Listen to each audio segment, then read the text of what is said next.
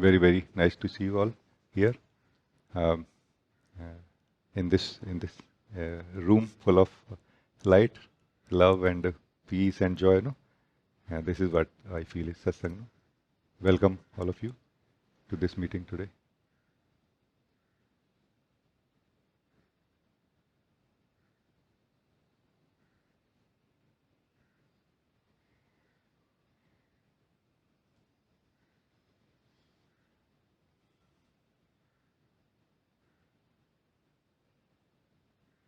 I have this feeling to share this something which probably could be very simple and like this, but it is just heartfelt something.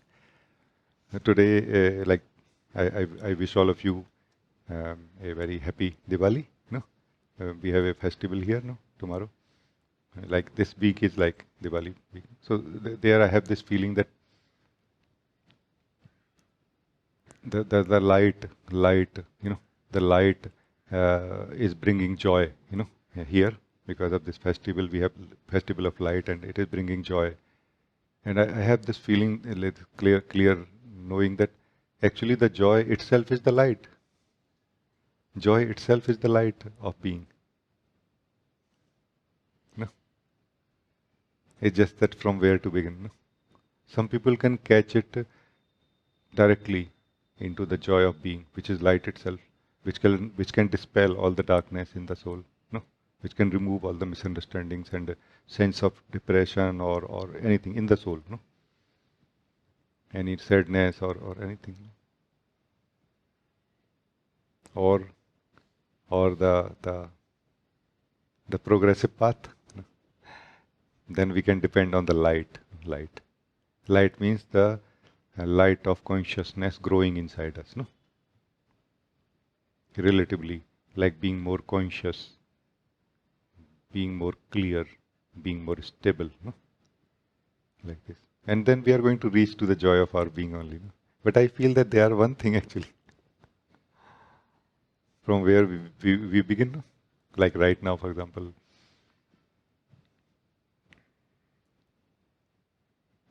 the light and joy both are present actually here.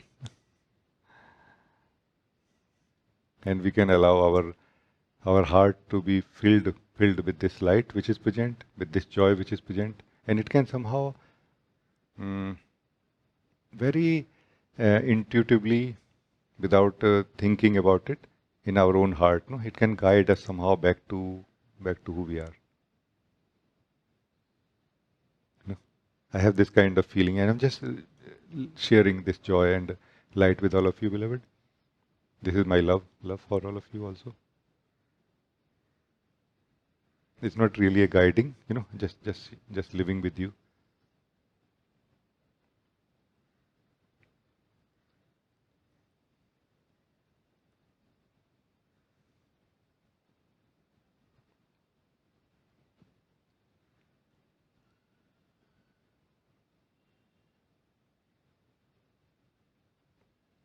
There is no higher sadhana actually than choosing joy. Actually, let us choose joy right now, in the sense that joy is present here. My love and light is being shared with you. It is pure joy also. Who you are also is pure joy. Let the joy that you are, let the joy that I am, meet in this moment. Let's have a meeting in this moment. No, the light that you are, the light that I am. Let us have a meeting in this very moment. No? Yeah. Because I don't see any wall between me and you really. I don't see anything between me and you also really. No. Let us have a real meeting in this moment, which is not so much flowing in a certain way of a talk or a exploration or a guiding, but a more raw truth and beauty of this very moment. No. So this is just a feeling, as I said. This is just a joyful feeling in my heart. I'm just sharing my love with all of you, beloved. It's not some kind of thing I'm trying to point to or anything. It's just inviting you to let us live together right now. Not understanding, not doing anything else actually. Because ultimately this is what where we have to come one day. All of us will come one day, that all that I have to do actually is to live myself. This moment you can choose to live this truth, this joy, this light which is present here. How? By putting aside your engagements. Accept my love, my light, my truth. Just this much. And somehow your own light, your own truth, your own joy will start surfacing like a flood from inside your own being into the heart, in your own heart, no? You know, just a joyful, loving feeling in my heart, beloved. Thank you for being here together right now.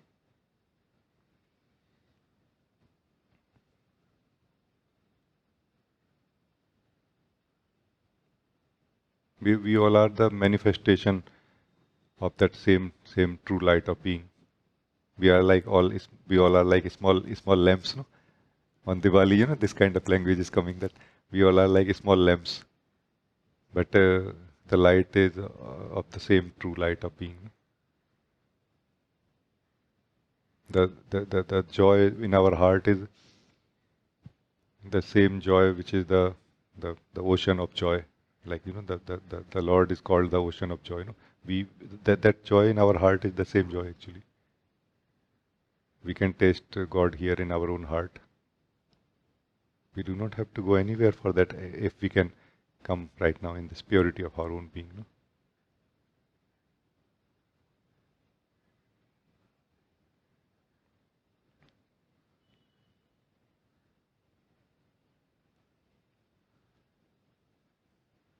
So that's what I mean, that this is the highest sadhana. This is the highest sadhana, to be joyful. Beyond thinking and beyond cause and effect, beyond cause and effect, living the joy of our own being, beyond the cause and effect, beyond the efforts. Yeah?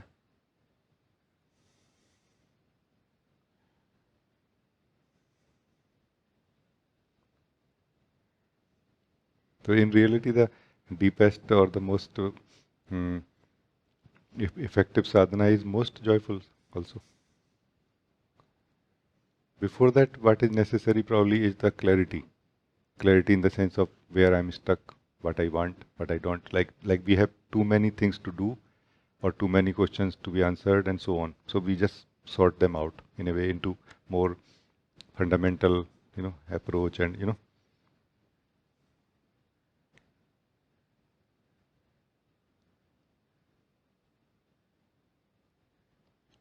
like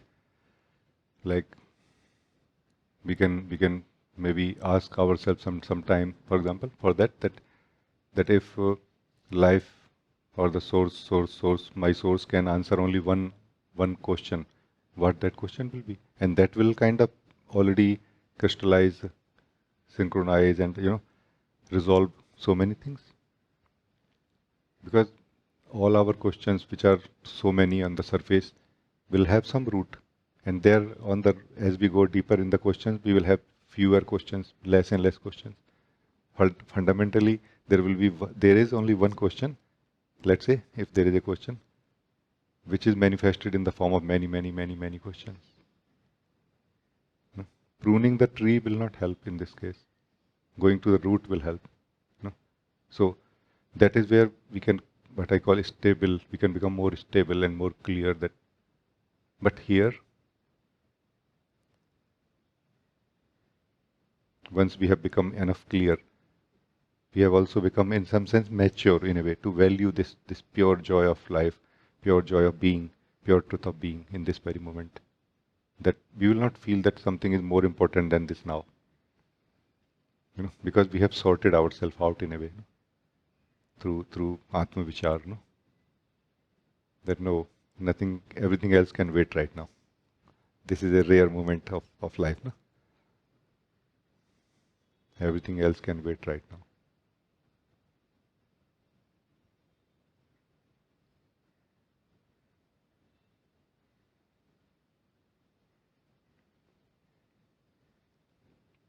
Because as if we are a drop and we are inching towards the ocean to taste the vastness and the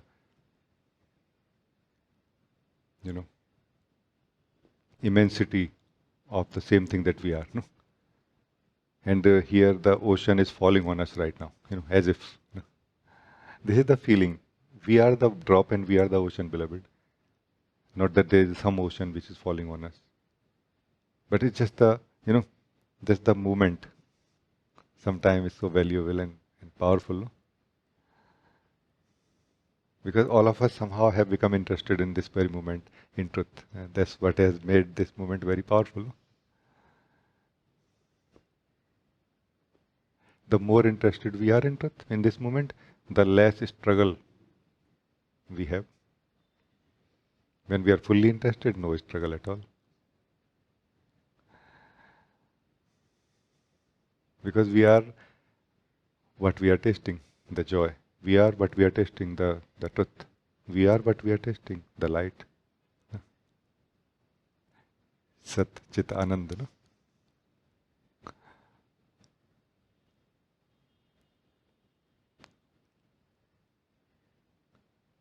Now, how can I put this into a guiding, beloved? It had to be shared directly, no? So that's why it is being shared directly.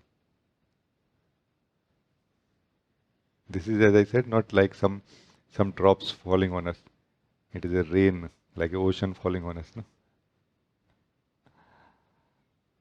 And I know we are trying our best to remain in under the ocean, and also we are trying to run away also, no? Part of us. No? Which one we choose actually is what is deciding right now. We are making a choice right now. Let us be aware.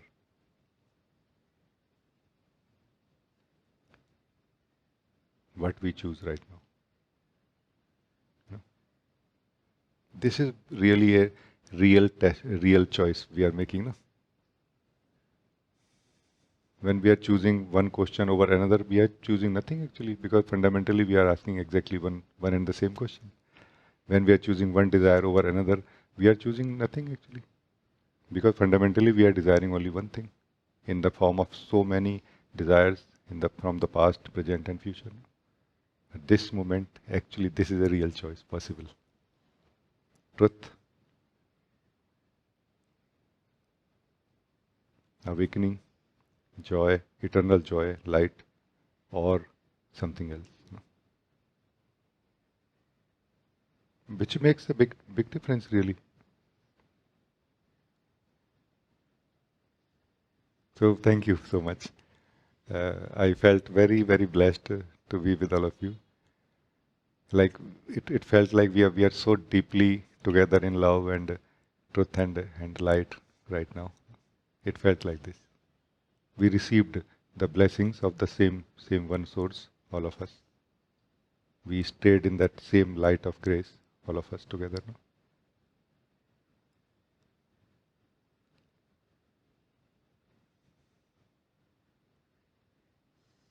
The source, no, that one, no, which is giving everyone, no? That one. So very happy, beloved. Thank you. I don't know really what we can discuss now, but I'm very available if anybody want to talk to me or share anything also. No? Yeah, Mila. Namaste, Guruji. Namaste. It is so beautiful since the beginning when you invited us to start this satsang. I felt that this kind of individual part of me left under the door everything like shoes and all. And we really started to connect each other. I don't know if I could say this.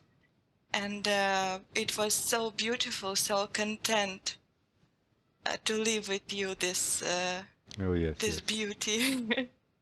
And but at the same time, I was totally here, and I could listen to you, and I could understand and follow your sharing.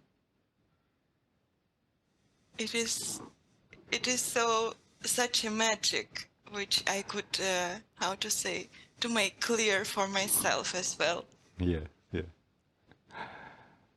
The word that is coming right now for this is um, divine intimacy. This is divine intimacy. And in some way, we are trying to reach to this divine intimacy, even through experiences of life. And we are just not happy with that because we could not go as deep in the experience. And in here, right now, it is possible. And I also had this misunderstanding, which I see many still have.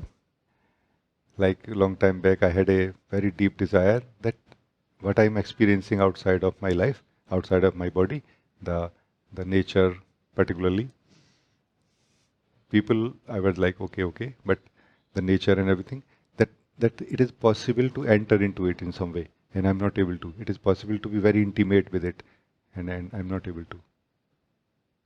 But now it is discovered that the way is not like this. The way is coming back to our subtlety and purity of our own being. The more we come to the purity and subtlety of our own being, the more intimate we have become with everything that exists. You know, everything that exists right now, we have become so deeply intimate with it, and that contentment is, uncomparable contentment. And I have both the comparison, like how I used to feel before, like I want to experience the oneness with life, and now we know the word. I did not know the word, these words before. No? Now we know that these words, that this is what I was searching for. No? But now I'm experiencing this with you. No? You are experiencing this. No? This is supreme intimacy. This is divine intimacy actually. And it is such a real, powerful experience that it cannot be really dismissed. It cannot be dismissed that by saying that the one who is experiencing is the same thing which is being experienced. It cannot be dismissed by that, by saying that.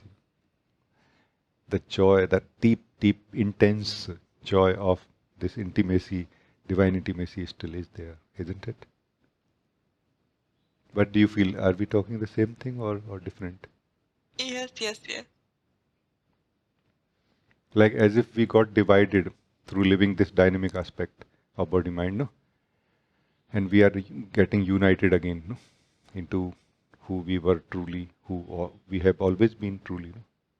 But the experience is very, very, mm, very beautiful. No, it's not like one thing. Okay, I was always like this, and everything is perfect now, and nothing happened.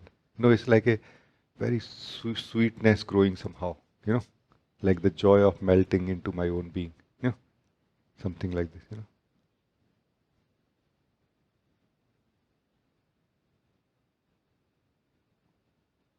In this sense, we are just trying to achieve back that intimacy with ourselves only. In every other way. Through every other experience in a way. Indirectly. And once that is achieved, the dynamic aspect of our own, which is body mind, the changeful, changing and growing aspect, and the world, which is a collective manifestation of so many other beings, that can be lived so beautifully now and so playfully also. Because that which we were longing for has been already fulfilled inside us. You know what I mean? It's like as if somebody was hungry, and then life was offering them toys and very expensive gadgets and cars and everything, and they were like, okay, like it kind of excites, but or somebody was very thirsty, let's say, and then they got water. Then even a very ordinary, small form of life can give us so much excitement of playing with it or experiencing it. You know what I mean? Thank you, beloved. Very, very nice.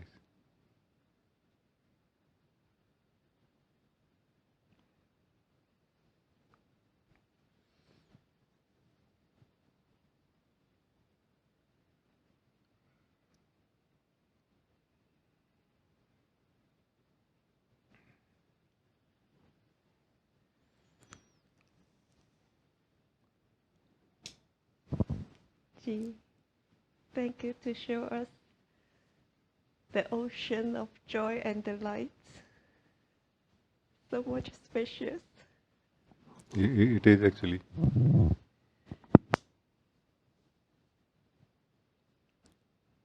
It is very useful to be in satsang and to attend satsang also like this.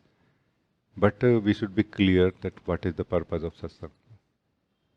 It is not really to get stuck outside of ourselves, but it is to get unhooked from everything, including our own changing aspect, into who we are. No? Because this ocean of joy is who we are actually. Like, or it is our home, you can say. You know, this is our home where we are coming back. No?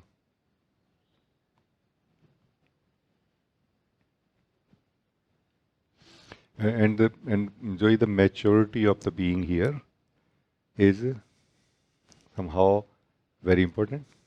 What is maturity? It's not really knowing a lot of spirituality. It's not. It is the common sense in a way. Just common sense. Like, okay, I'm very joyful. Let me just enjoy being here now. Now thoughts come, this come, that come. What about this? What about that? Just you will not attend now simply. This is maturity of the being. Mature being is not necessarily more intellectual in the sense of having a lot of knowledge, but it is more wise in a way. Like, no, I'm not going to go from here anywhere no, now. Like very. I love the interactions of Papa Ji, with people also. One of them was that somebody said that when I go inside my being, like when I'm sitting in satsang with you, and I feel so peaceful and so joyful. And then when I come out of it, it's a lot of noise and like this. And Papa Ji asked a very innocent question. Then why you come out of your peaceful then? And he was pointing to such a powerful thing. He was saying something like he was saying a lot in this one question, about us. That we have not reached to that maturity yet.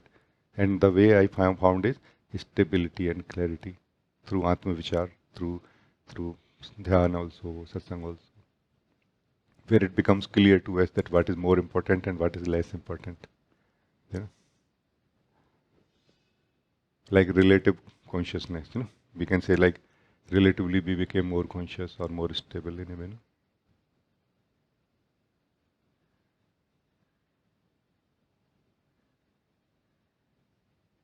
It's very good, no? Yeah. Because the treasure of who we are, this is called a treasure, no? Biggest treasure. This treasure is not hidden anywhere. No? We were talking the other day, no? That truth is not hidden anywhere.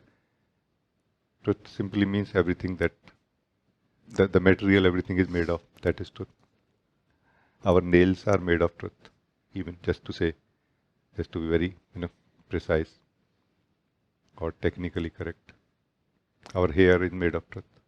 Our eyes, our seeing, our awareness, our intelligence, our memory, our ability to remember, our ability to imagine, all of this is made of truth.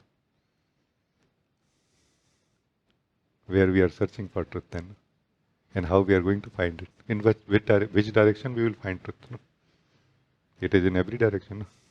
So choosing one direction is already becoming in some way, like this. No? Which does not mean that we have to see the whole truth in one go or something. No, not like this. That's not the way. Which could be for some to wake up maybe for him, But the way is inside. Because if everything is truth, are you also not truth? Then where are you searching for truth then? Why don't you live yourself? Yourself.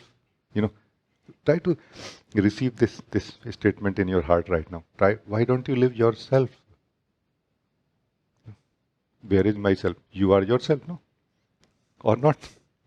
Where else? You are yourself or not? This yourself. Now don't start asking how to live. Not in this moment at least, no? You know what I mean?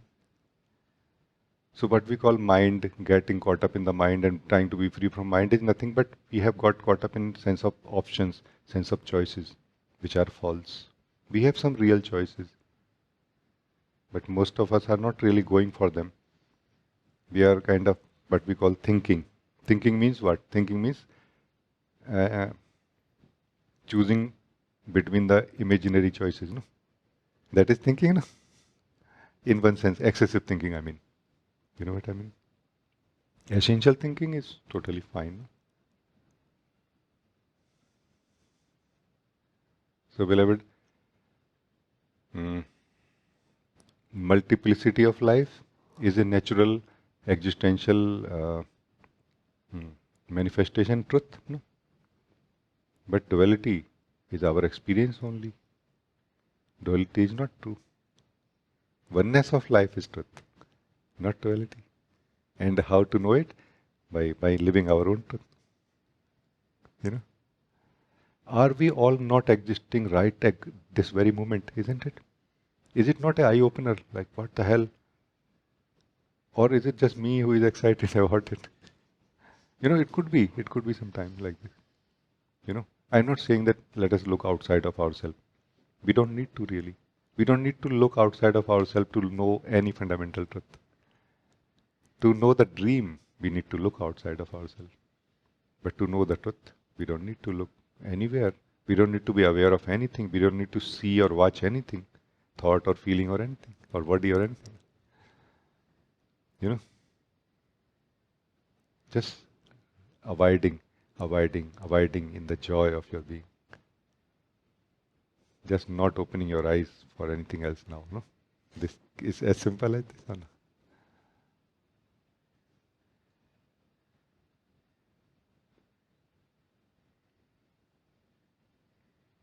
Because we don't have to finish any journeys because which we have gone on. We don't have to return from anywhere because we have not gone anywhere.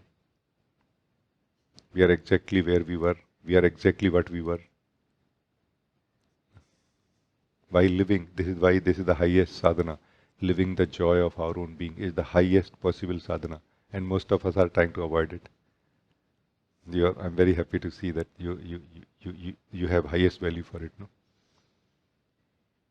Because this can remove the sense of arrogance, sense of false choices so fast. Like it can bring that light of truth in our being so quickly, like everything can become so simple.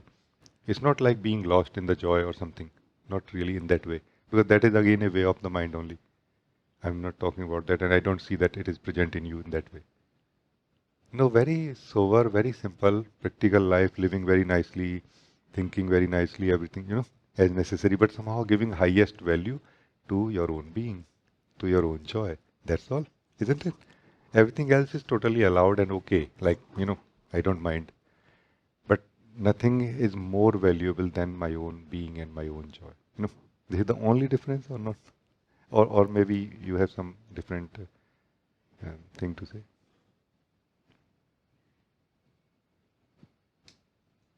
No differences. I feel now it's so much like everything merged together, just staying right at home. Yes, yes. It does actually. The the the subtle base level consciousness which has gone into the mind also returns somehow back into the source from where it came. Now only the superficial level consciousness, outer level consciousness remains in the mind body. The base consciousness, what we call I went out of myself. This I comes back into the source, into the joy of being. Where very soon this I is not found. I being the drop, the ocean is found. But remain relaxed and joyful and innocent also. Innocent. Not arrogant like, oh my God, I am the ocean. Ocean never feels arrogant about because there is nobody else to show off for the ocean. For the drop, there is always somebody else to compare. That's why being more natural in our own being. Natural. Our true state is also called a natural state. You know what I mean? For a very valid reason, very valid, very important reason. Natural part should not be missed. Natural is also effortless. Like it will highlight that somehow we are still making some effort to be who we are. You know? And that effort will relax. Like, you know, like we will relax from out of that. Like we will withdraw ourselves from that effort also. You know what I mean? All the truth will be revealed here, no? Of the changeless and of the changeful aspect together. No? It's one truth. Thank you. Thank you. Thank you so much, Ji, for your grace showering on me. Thank you, thank you.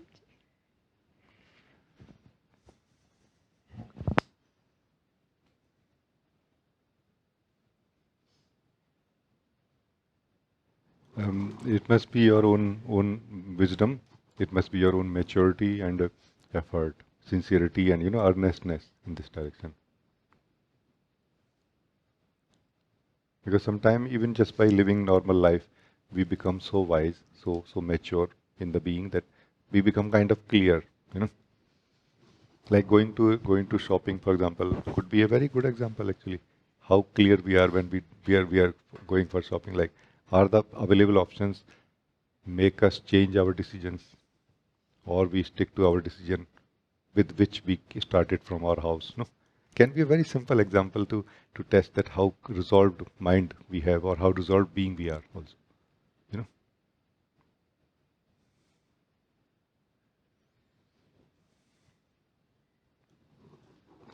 like in my family also we have some beings who are so resolved about shopping, no, that the salesmen are not able to confuse us or sell and them anything at all. Like they just buy what they have, they want to buy. You know, like they're just blind for everything else in one sense, and which is a bad, very bad customer for a salesman, no? But which is a very good thing for you. Not that you are really blind in that way, just that you are more crystallized and stable and clear. And this is so useful when we sit quietly in our being.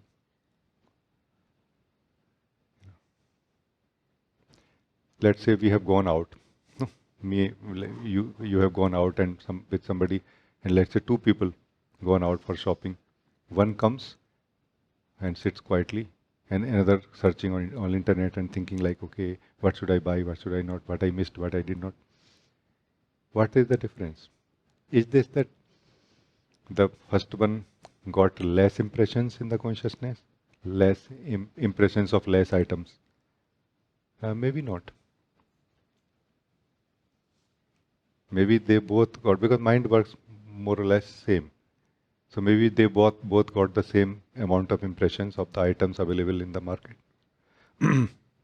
But the difference was of the interest. No? Difference was of the clarity. When they were there, that time they were totally there. When now they are at home, they are at home. They are not giving value to the impressions now. No? So these kind of small things, but they are so powerful actually, which kind of change our life experience and our ability to sit in our own being and discover who we are also. No? You know, this maturity, stability, and clarity is very, very valuable in this way. But it is a very simple thing. It's not something which we many times misunderstand also. Thank you, thank you. Remain simple like this. Simple means clear.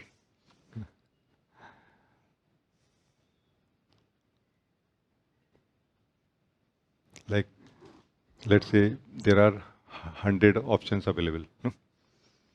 Out of which you have become clear about one option, that this is what I want. Have you also not become clear in that very moment that you do not want rest of the 99? Have you not become? Yes. So this is what is clarity. Clarity. No, I'm clear that I want option 1, but I'm not certain about the rest of the 99. No, then you are not clear about 1 also. Isn't it? Like the example of shopping again. No? I'm clear that this dress I really want, but I'm not clear about the rest of the available dresses in the sale. You know, no, then you know what I mean. It cannot be a exact example, but And the supreme clarity, the highest possible clarity, what is that, That is knowing who you are. And when we are knowing who I am, then also we are knowing who or what I am not. In the same example, in the same way. Like there are 100 things inside me, inside you. One is you, everything else is everything else, something else, not you. Once you become clear about this one that you are, have you also not become clear about the 99 things present in you that I am not them? Isn't it? Without doing anything about them, without doing anything with them also. Not staring at your thoughts, you know, which is a very valid, useful practice also. Watching thoughts also, being aware of. It's very valuable. But if we can do one thing, then it has covered all those 99 things also or not? That is what is living in the joy of our own being. Atma Anubhuti, this is what is Atma Anubhuti, experiencing our own truth.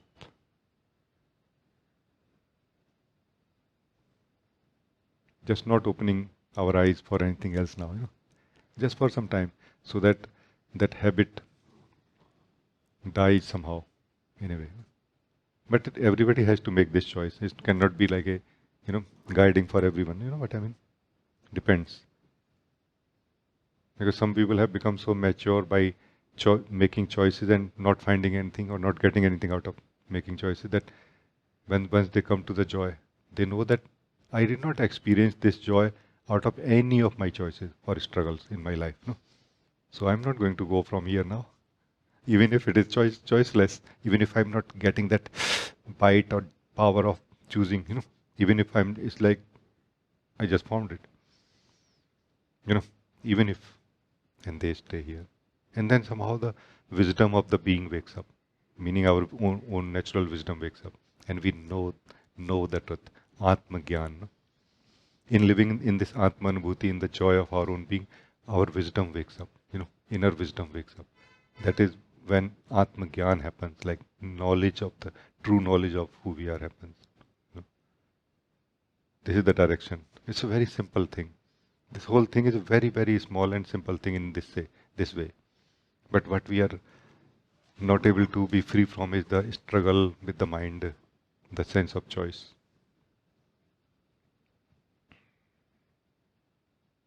Yeah, thank you, beloved.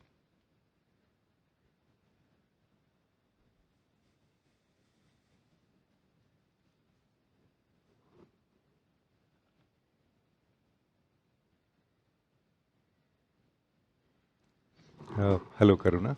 You want to talk? Hello, Rajee. Hello. Can you hear me? I can. On the last lines that you spoke about having choice, and also about what Papaji said, that always touched me, the way he said it, and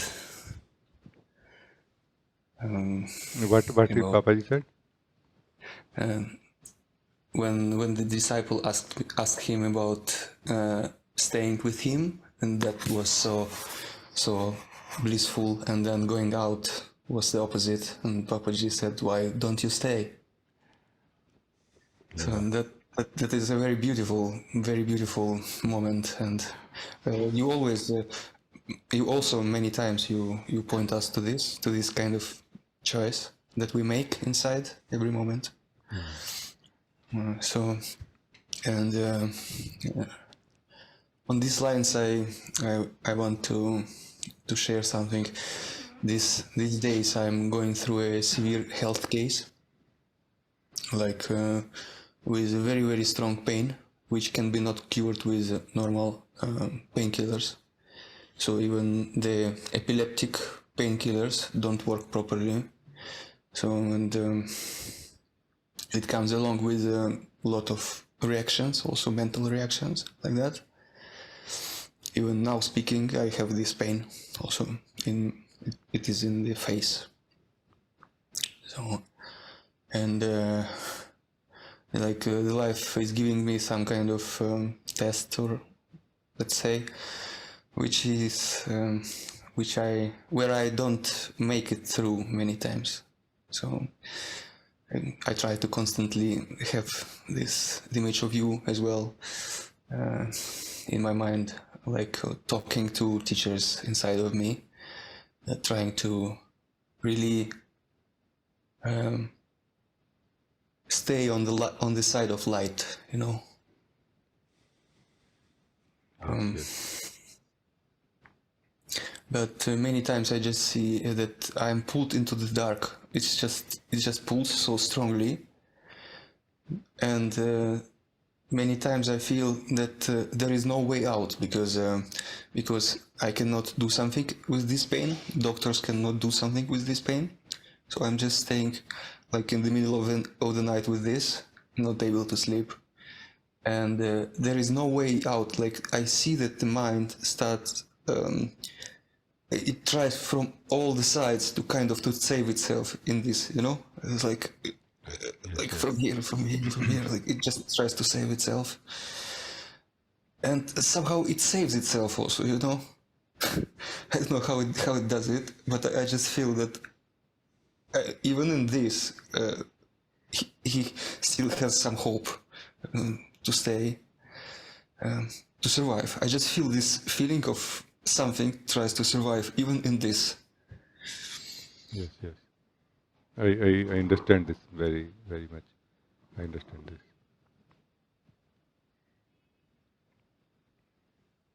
You want me to say something about it, or you want to ask? Yes, please, because I feel I need some support. Yes, any.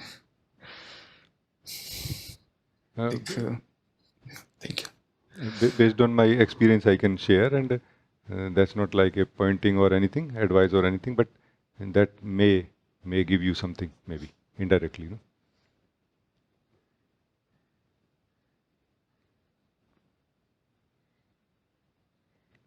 know. Your understanding already is very good. I feel that as if mind is trying to save itself, and it is able to sometime, you know. So that is a very key point that you understood. But still, you don't have the solution for it, no? And I'm just going to share my understanding, and it may somehow help you in some way, or it may not also. So, but anyway, sharing can, you know, you are inviting me for that, so i- it is as if sometime it is as if we, in the last phase of being free from the ego, we go through that part where um, sometime we may go through a lot of joy and freedom and sense of openness without any struggle, and sometime, and afterward followed by a period where energy is again the or energy of, you know, this egoic energy or darkness kind of combines itself together, and you know, like this. What I found in this is the, like, as if there is a center somehow, like it is not really the energies which are energy of darkness which are actually have power here. It is something which is able to bring them into sort of a one thing, like a circle, like a, you know, like a ball or something. That core of something has to be understood, because that is the key to freedom. Not only key to freedom into who we are, but also key to freedom from this kind of things.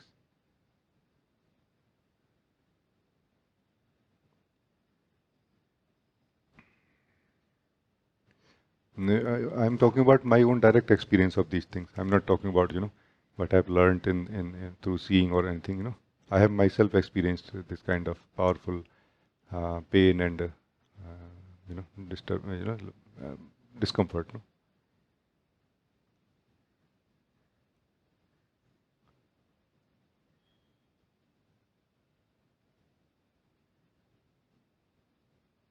If you can somehow start more and more identifying what helps, like, because anyway, most of the effort is not helping. You know, if you can identify what helps, you are out of it actually.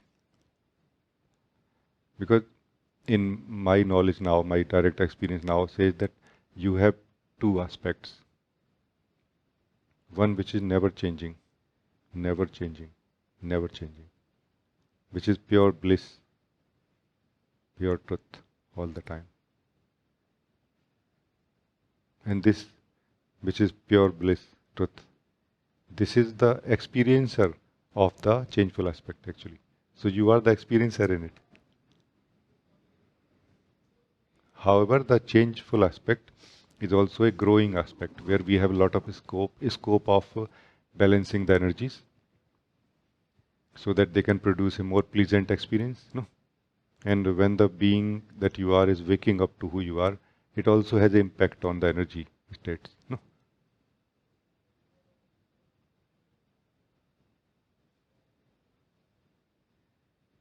So you are already doing what can be done about the changeful aspect.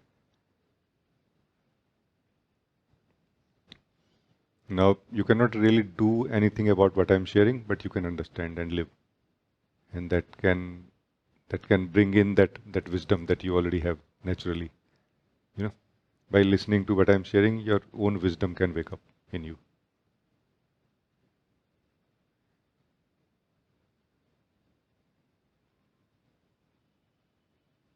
Our own wisdom basically shows us what is the true meaning of freedom and what is the truth of bondage that we are experiencing right now. Basically, it enables us to fully understand the truth of this moment as a two aspect being, no? Like this.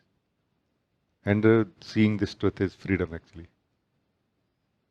This is freedom. Because in some way, because of the absence of this wisdom, we are fighting with the truth. You know, we are kind of fighting with the truth, rejecting the truth in some way.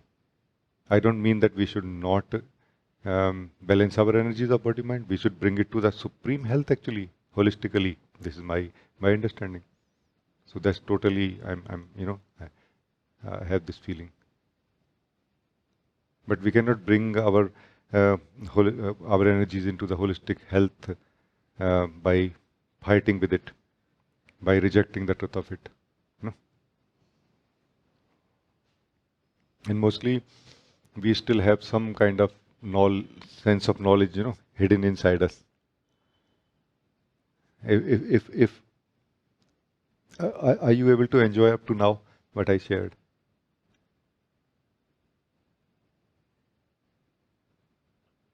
I feel I don't understand anything at all for some reason. So meaning, but did you enjoy? Like, shall I continue talking? But I did enjoy, yes. That's fine.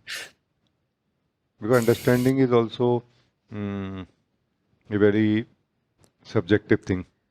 Because until our own inner wisdom wakes up, we depend on the mind for understanding. Mind means the relative way of understanding. Mind not thinking in this case, but relative way of understanding everything. No? As our wisdom of the being wakes up, then the absolute way of understanding begins now, which is what we call knowing, not the knowledge. No?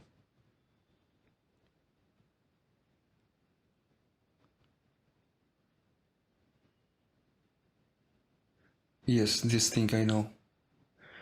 This absolute knowing. Yes.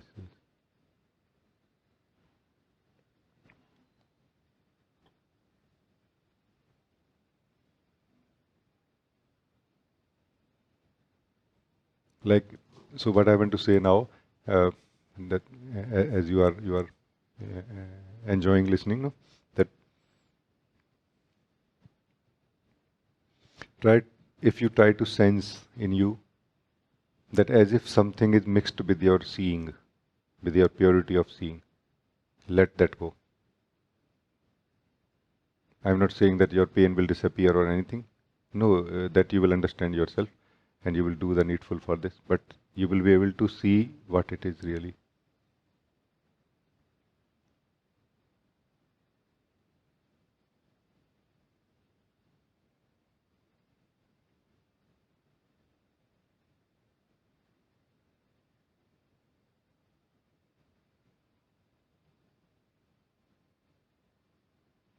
Because freedom in the being, into our being, does not require our body-mind states to be in the healthy state really.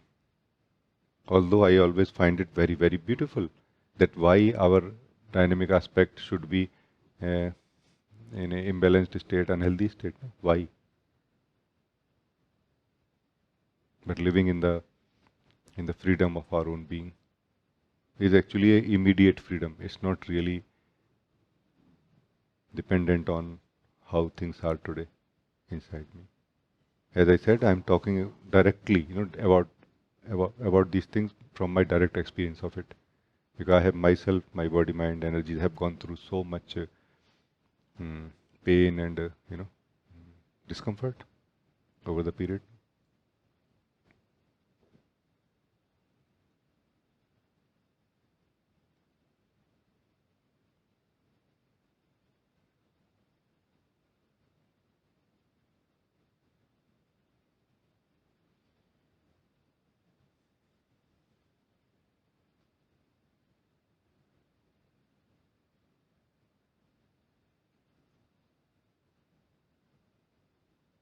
Such a good point. Thank you for this. Thank you, thank you. I think you kind of you did not have many options anyway, so you were very carefully listening. No? Otherwise, all that is shared, which is mostly pointing to the truth or invitation to live the truth right this moment, is placed in the many options of the mind. Like, okay, so are you saying this or are you saying that? Now this time you actually understood that this is what I'm saying. You understood this time, not your mind.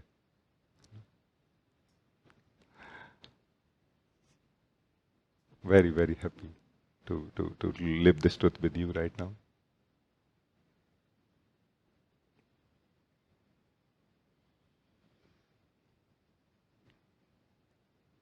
And this truth has not given you everything. By living this truth, you have not achieved everything. But you are clear now that you don't have a better option than this anyway. Like this is the only way, not that this is one of the ways, no? Even if everything is not crystal clear yet. But this is the only way. There is no other way, anywhere. Every other way is just a dream of a choice, no? Dream of a path, dream of a direction. So you can understand now awakening is a very different thing.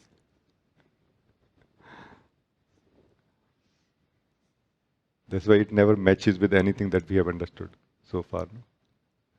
But I'm very happy, beloved. Very, very happy that we could live this truth together. So nice. Thank you. Thank you. Thank you. Thank you.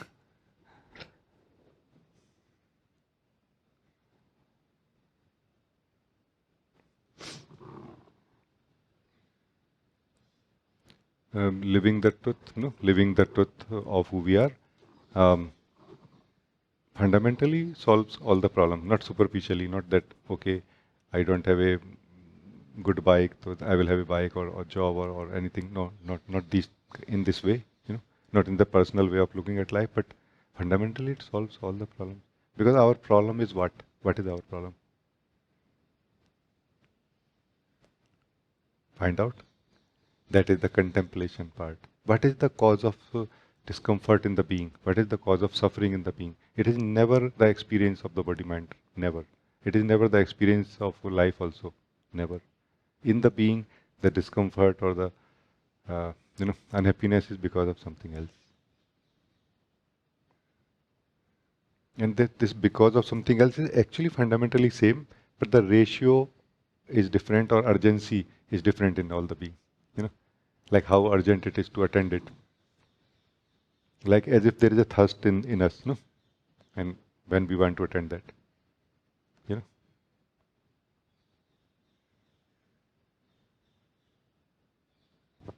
Thank you, Ji. Related to this, in the beginning of the meeting, you said either you don't have any problems or what do you want kind of thing. And I was thinking immediately, I don't have any problems.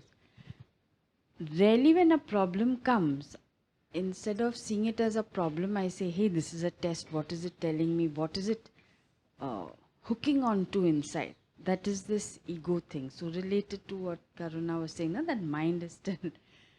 And so recently I had went for a talk and something triggered and I was getting irritated, and I said, how can this be? I never get irritated. It was such a lovely talk. What is going on?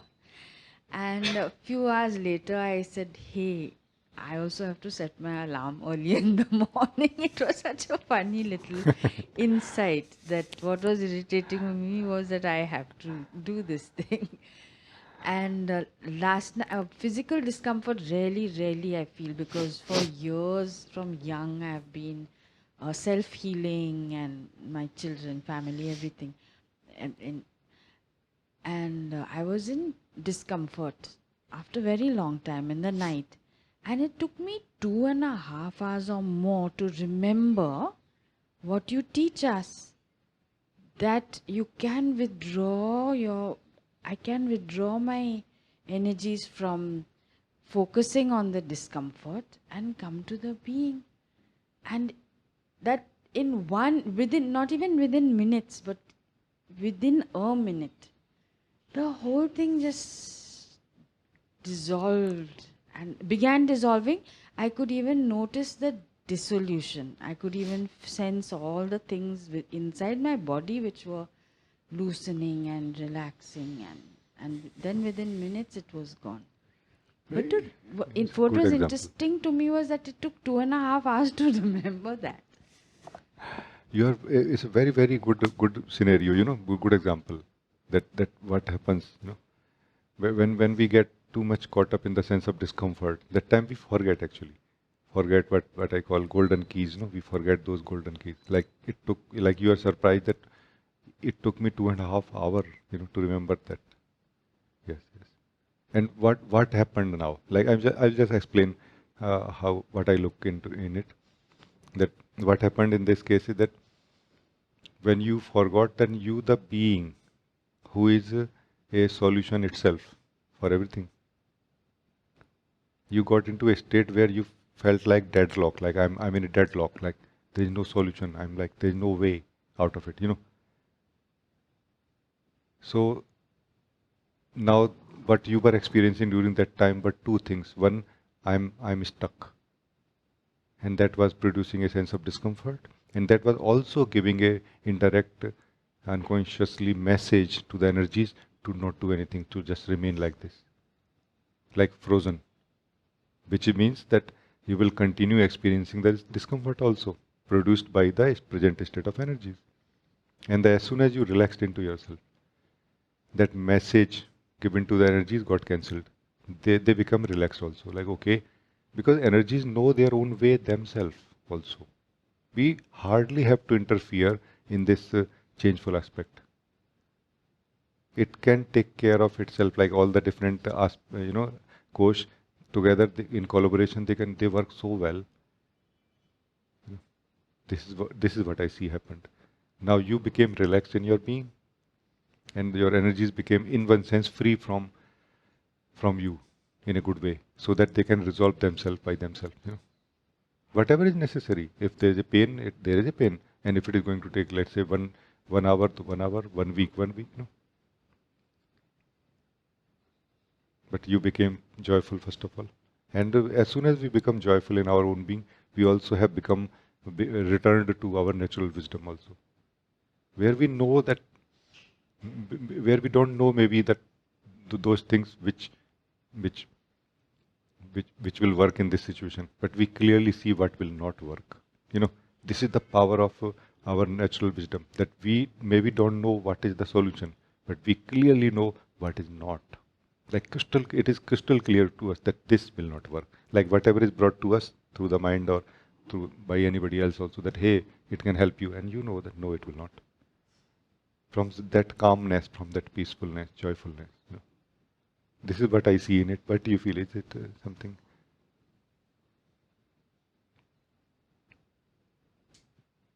Gee, it's very accurate. Thank you. So that's why relaxing into our own being is very important. even if we want to achieve the mm, holistic health in our energy aspect, body mind aspect also. What seems to happen, a big misunderstanding. I'm just trying to say this, and let's see that how it is understood. It is as if we are continuously trying to choose one of the two aspects of ourselves. Either I am changeful only and there is no such thing as changeless being that I am, or I am changeless only and then I have nothing to do with the changeful. You know, so this is where a sort of a misunderstanding or imbalance or struggle is going on. At some point, we will have to accept both, actually. You know, and that is where the dance, this dance of the consciousness and the self, or whatever we can call it, no, like this. The changeful and the changeless begins. A harmonious joyfulness, a ras, maharas, like this. A divine dance. No? Because it is the changeless which is living through the changeful. Also which is living as the changeful also. What can be in the way? What can create problems? Only misunderstandings. No? Because the changeless is infinitely powerful. Like it has no limitations of any powers that it cannot be achieved in this particular manifestation or in this form called myself, yourself. No? Yeah. Only misunderstandings, only beliefs, only living through them and projecting and all of that. Yeah, it's very good. Thank you.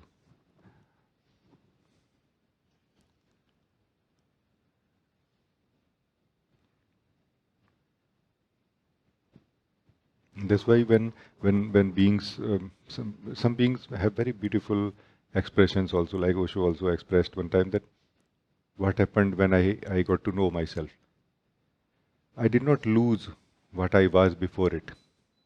I just discovered, like as if something more added to me deeper inside myself, as if something more added to me, and which made all the difference towards what I was before. And which is very, very neutral in a way, a neutral expression of what happens to us. Like we have one more aspect which is not changing, which is naturally spacious, joyful, peaceful and true. And we are not giving value to it mostly. And as soon as we discover that, the changeful aspect of body mind does not disappear anywhere. Its problems also don't go anywhere, if there are any. But somehow they become so light.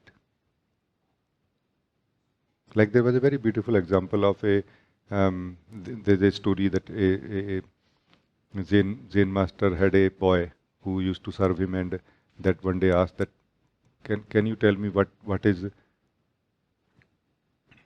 discovering who we are and in relation to the suffering that we experience? What happens to the suffering during this time or something? He said, okay, bring a glass of water and a spoon full of salt. He brought, and then the master said, mix it in the glass of water. He mixed, then taste it. How does it taste? The boy said, it tastes very, very salty, no? Then behind their monastery, they had a big lake. He said, okay, let's come there. Bring that 1 spoon of salt with you also.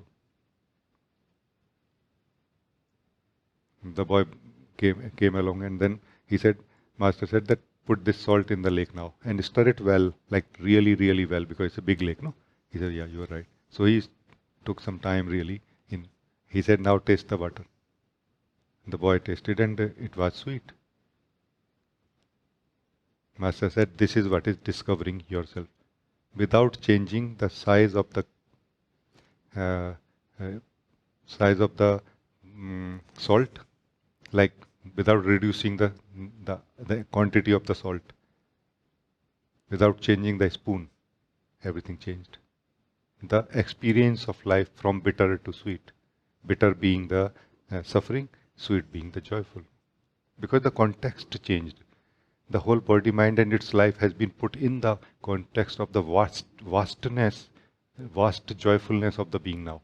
A vast joyfulness is living the body, mind, and of the individual and its life now, which is still going to have all that bitterness which it had, the saltiness, but it is not killing anymore. It's not, it's not a bad taste anymore. It's more, in a way, spicy. In a way, it's kind of spicing up the life in a way, like a sweet, beautiful challenge now.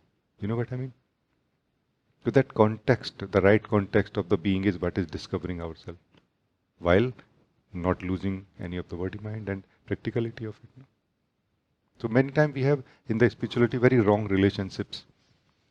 That if I discover myself, then these I will achieve these things, or I will become, these of my problems will be solved, which mostly can be solved very easily by what I call holistic, stretching for holistic health or stability and clarity. Most of them can be solved by that.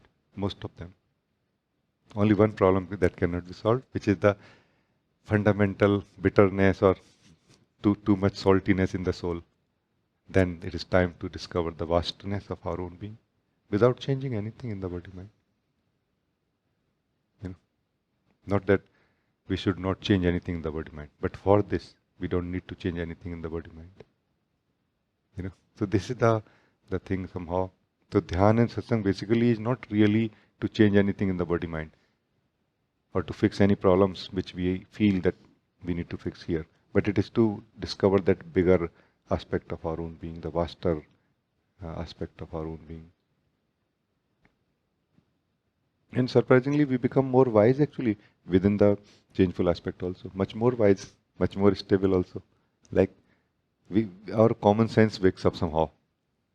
We are fooled by the false options much less now in the mind. The thoughts, those come that maybe this will work, maybe that will work. And we will, no, I know none of these things will work. Thank you. Very, very nice. Thank you. Thank you.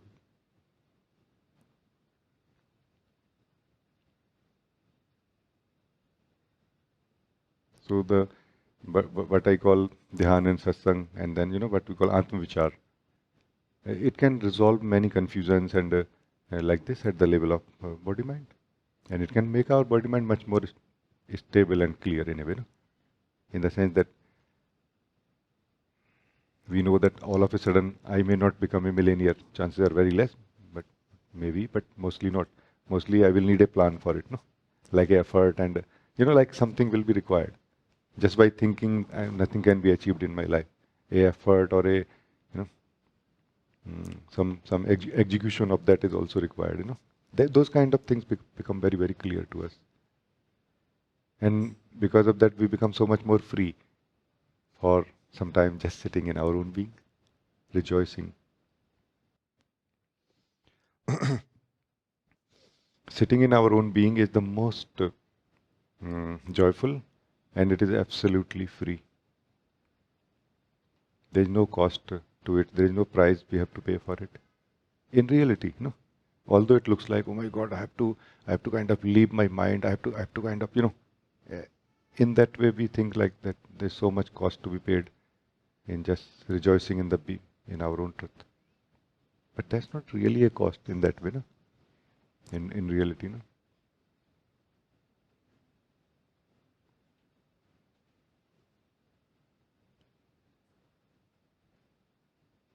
Or maybe we are talking about two different things, maybe. What I mean by just sitting in our own being, rejoicing in our own truth, you mean maybe something different. Clarity can help there or not? Because what can be achieved at the level of changeful only can be achieved at the level of changeful. It cannot be achieved at the level of changeless. But also, what can be achieved at the level of changeless cannot be achieved by any means at the level of changeful also. Isn't it? This is where we can become so clear. And we are trying our luck at the wrong place also many times. No?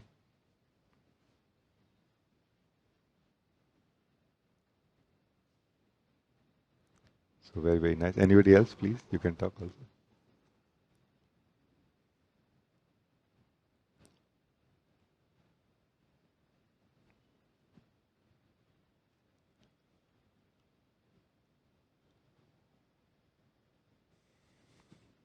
Kabir says like this: हंसा पायो मान सरोवर ताल तलैया क्यों डोले. Once the swan of the soul has found Mansarovar within itself, no, this joy of the being is Mansarovar within itself, then why it should move from one pond to another puddle, no? Tal talaiya kya dole. Puddle and pond are the experiences, no? Or the hope for some success or something. No? We will be surprised one day when we will come home into the natural joyfulness of our own being, that what we were calling enlightenment was actually not something that we could achieve, but it is what we are. No? And we have been missing the enlightenment in the effort of trying to be enlightened. You know? Like we will know one day that I gave up my possibility of enlightenment for so many reasons and at so many times. For so many things that, okay, because of this.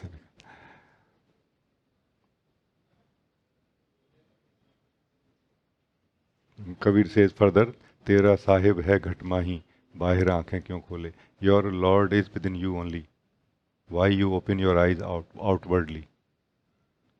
No? We open our eyes outwardly because of hope for joy, no? For when we are seeking for joy. But we have found the joy already in our being. Then why we are seeking for joy still?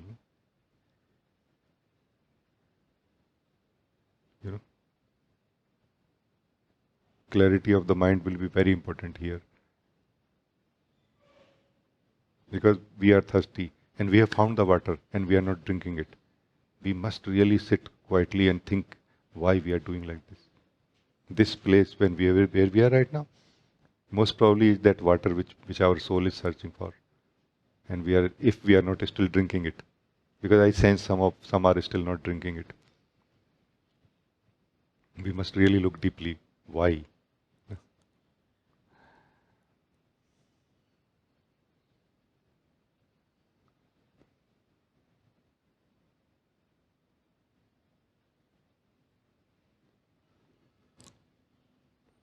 Yeah, Uma. Namaste ji. Namaste.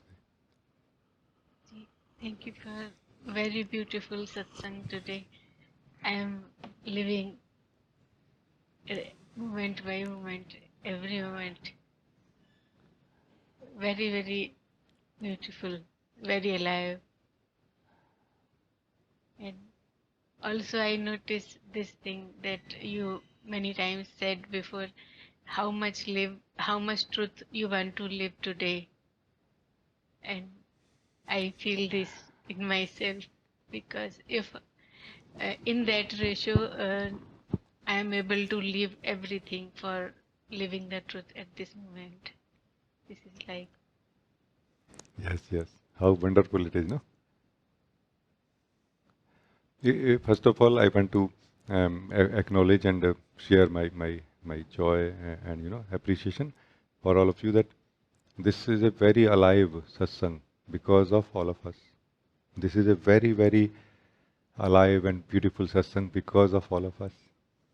Because we all are the being, the truth. And we all have felt that, hey, let's live the truth right now. And we are seeing that power of that now, no? This is the power of our being. We all are beings, but as we have actually come together, let's live together, So this is my appreciation for all of you, beloved, for your presence, in this meeting. I'm very happy, Uma, that you are saying that I'm able to put everything.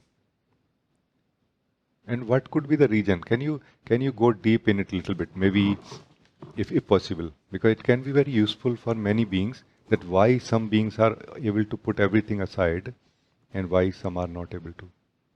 It can have some insights, like can be useful for others also, isn't it? Yeah, please say something.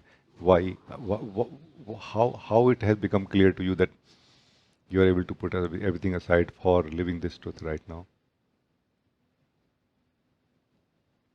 Ji, actually, it is when you have started sharing, like you have invited us, join me with here at this moment with the joy of being, and it is like a indication for me from inside that it is about me, it is about myself, uh, which I am searching.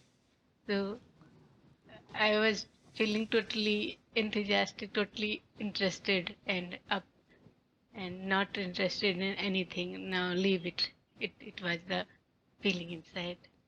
How this is so wonderful.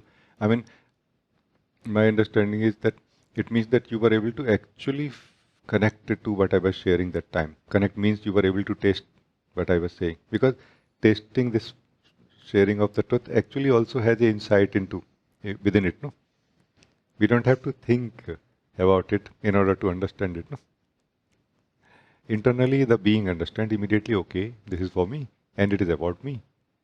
Like you understood. No? I think that then this is very, very, and many times it is received in our mind only, which is not really like a good or bad thing.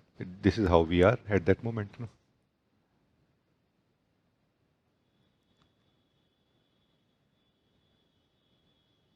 Because everything that we are talking about right now, no, this is something very special and auspicious in satsang in a way that everything that is being shared right now in the pointings of truth, it is not with the intention to understand it only, but it is to be lived immediately as holistically as possible. Also, and that is the power of it. That the more we are able to live it holistically, the less we have to try to understand right now or later. No?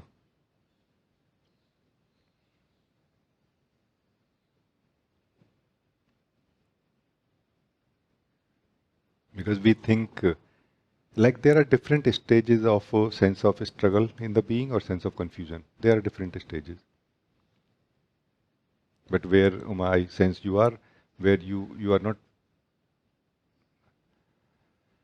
not connecting your sense of struggle or sense of basically sense of struggle with a cause, that because of this, and because of this region, as soon as the joy is offered, you are able to feel it. You are immediately jumping on it, like, okay, because anyway I don't know what is the cause of my suffering, so I cannot work on it anyway. No, something very fundamental I'm trying to share. As long as we have this sense that I know why I'm suffering, we will continue working.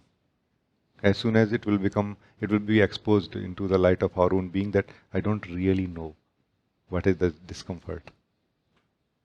You know, then when the joy is offered in some way, or we encounter the joy within our being, we immediately go for it. Now we don't have a hope for the options that maybe this option will work or that option will work. So this also seems like a case, no, Uma? What do you feel? Yes, ji, it is like this, what you are sharing. And I know you in one sense that I saw or I see even now you are doing so much sadhana in a way. Sadhana in the sense like your whole day is a sadhana for you. Like sometime doing these exercises, sometime exercising the understandings with your daily life and everything. Like you're spending so much like almost like 24 hour in a way you are spending in sadhana. No, and I feel this is the result of it that like as if you have done your homework already. Before coming to satsang also, like you are prepared in a way that if some insight, some immediate possibility of living the truth is there, I'm going to grab it immediately, not like, okay, let's see where to put in what pocket. So this is very valuable to be more resolved.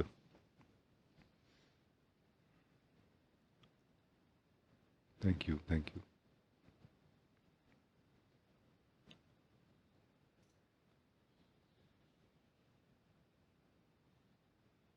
In the root, you say always, what do you want from anything you do? Then this is really very, very helpful whole day.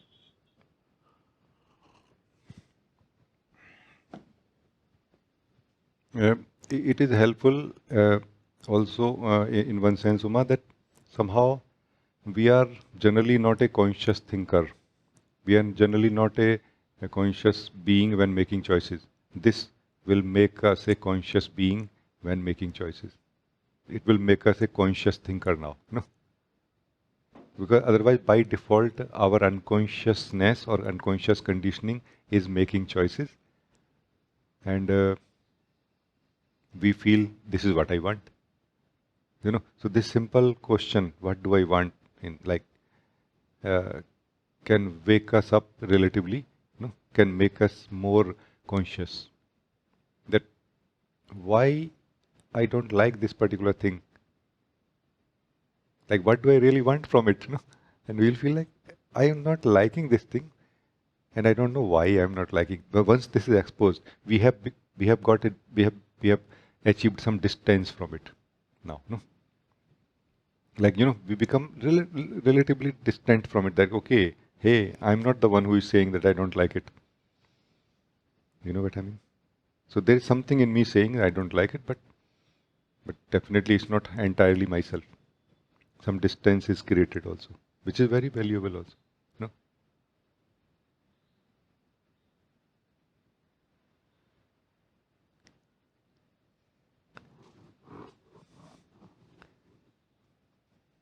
So it's very good. Thank you. Thank you.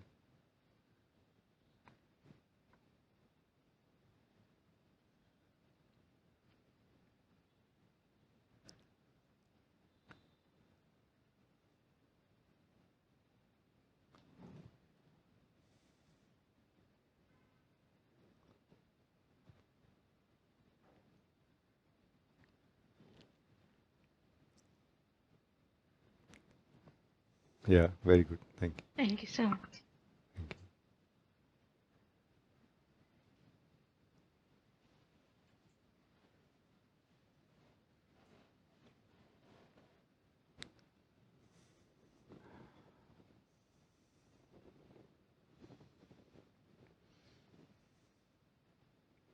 you. It's a very beautiful day for us, I feel, together, no, all of us. Um, uh, I'm sorry that I keep repeating myself, no, but I feel that all of you must be so beautiful beings. No? I'm feeling so deep love for all of you. Like we are flowing, flowing in, living in truth and flowing in truth so deeply, so simply. No? I have so deep appreciation, and this is what I mean by love for all of you, beloved. Thank you for this moment. No? Thank you.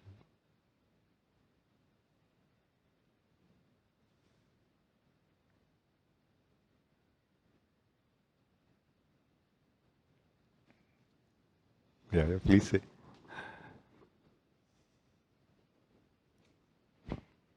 A small sharing about clarity.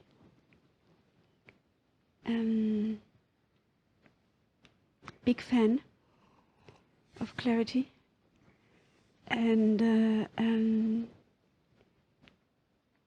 sometimes you say, in the sense that you only say one thing, like when you speak and when you share with us, when you're with us, in a way you're talking one thing only. And still we are here together for 2 hours. We were last Saturday together for 2 hours and some years. And I feel that, first of all, I'm very grateful for your patience. And then I feel the clarity deepens. Like so let's say you say the same thing, even maybe the same sentence, like since years. And maybe some years back I understood two characters in this sentence. And then after some time I understood a word, and so on, meaning that with more understanding and clarity I became more clear and had more wisdom to understand that same sentence. And then again and again, like this clarity is growing. And so it's so valuable staying with this only. Yes. Like, Yes. yeah. Actually, your sharing has given many kind of, like a kind of a blueprint of what happens to us generally.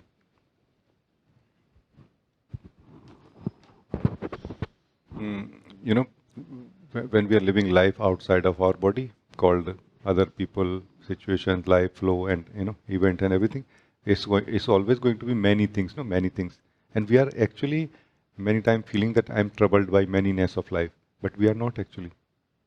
We are not troubled by manyness of life. We are troubled by its impact that happens inside us, like as if somehow we lose that composure, we lose that composure, that integrity, and we become shaken or something, So what is found is that actually there is something inside us which has to change, not outside. Meaning outside also, whatever necessary should change, but for my life experience to become more beautiful and uh, joyful, something has to change in me, That something changing in me is what is clarity actually, And which is also stability in a way. Like could be example, maybe I'm not sure how effective this example can be, that we feel that you know um, we have kind of this kind of problems in our locality, let's say where we live, water problem, electricity shortage, and whatever, and what we have to do with it. Okay, we say also, and then we say also that what we have to do, let's move on, do something else, and then we come back. So like partially we are involved in it, then we get involved in it more at some point. And at some point when we get involved in it fully, then also we may come to the fact that really we don't have anything to do with it. Like we cannot do anything with it. Everything is being done by, let's say, government bodies or something else, and that at that level only something can be done. And we are still saying the same thing, but from a very different state of being now. And we are not feeling unhappy about the same fact now. Now the same fact which was creating a lot of suffering and fighting inside us, is just not there anymore. We are like, okay, it is true. Still there is water shortage or electricity shortage or something. So what seems to happen is that somehow we are very partially, as a being, we are very partially attending many things in our life, like watching a movie, watching TV, so this and that, news and this and that, and they all have impressions inside us, like as if part of ourself is attending it, even after meeting it. Like internally we keep living it in some way.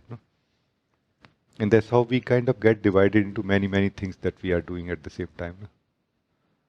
And we have to learn to withdraw ourselves from whatever we have done so far or experienced. Because past is not really what happened. Essentially, it should be, but but the past that we are trying to be free from is not really the past what happened. Because why we need to be free from what happened? We are already free from it or not? Past is also not the mm, not the physical memory of what happened. Also, howsoever accurate it could be, it is our emotional involvement with it. That is what we are trying to be free from. Emotional involvement with what happened.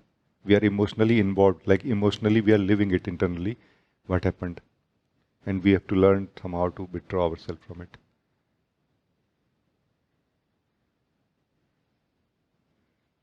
And things are so clear here, no? So in the present moment when we are living life, it is so, everything is naturally clear, meaning we are naturally wise, we have natural wisdom to clearly see things, whatever are our options and not. No? So then what clarity we are talking about basically is a sort of a call that comes in our life at some point, and we answer that call. That somehow my method that I'm approaching, like I'm using the method to resolve my confusions and all, is not working. I need some more fundamental approach, in a way. And that's where you are saying that you tried to understand one statement for some time and slowly you understood. Meaning what you understood slowly was not really so much that what I said, but more what you wanted to understand actually. Because I'm not really trying to teach anybody anything or give any advice to anyone. I just want you to be happy, more resolved, more stable, more clear. Whatever way it works for you.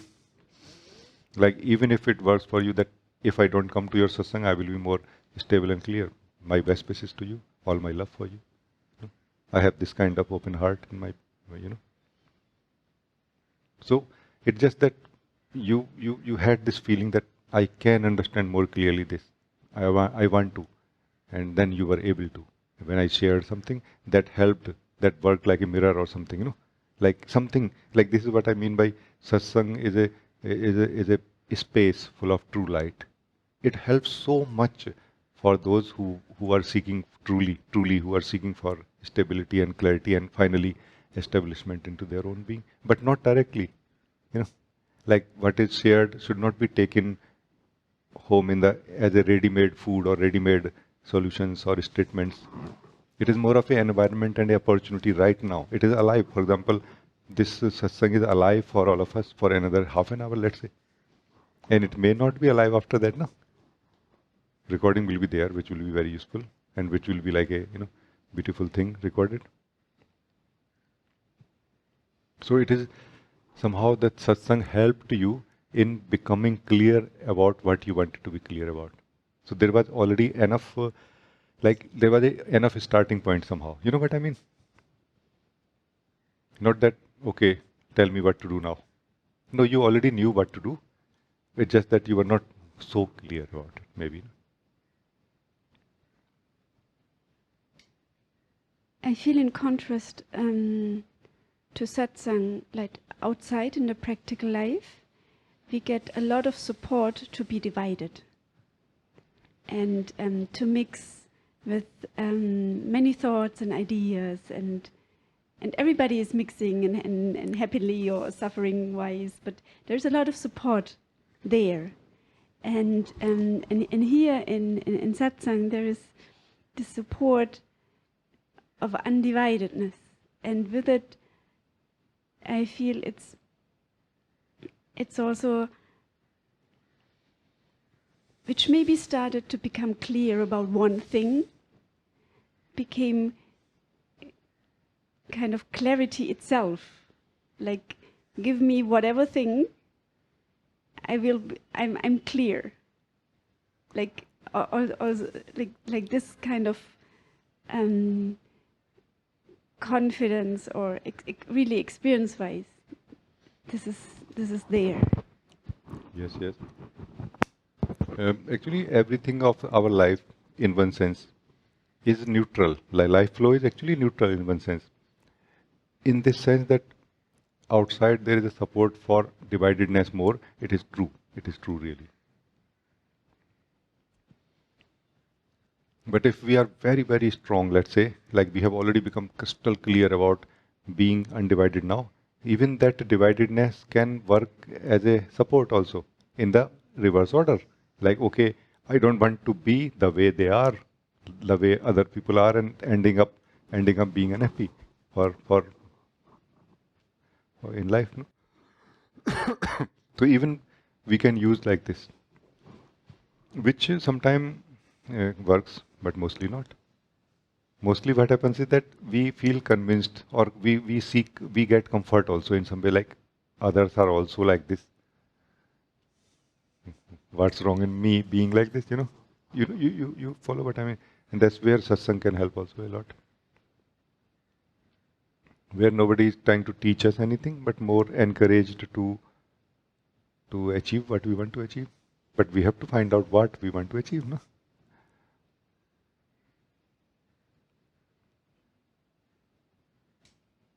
Becomes a first-hand experience. It has Like to be. very often in practical life, it's second or third.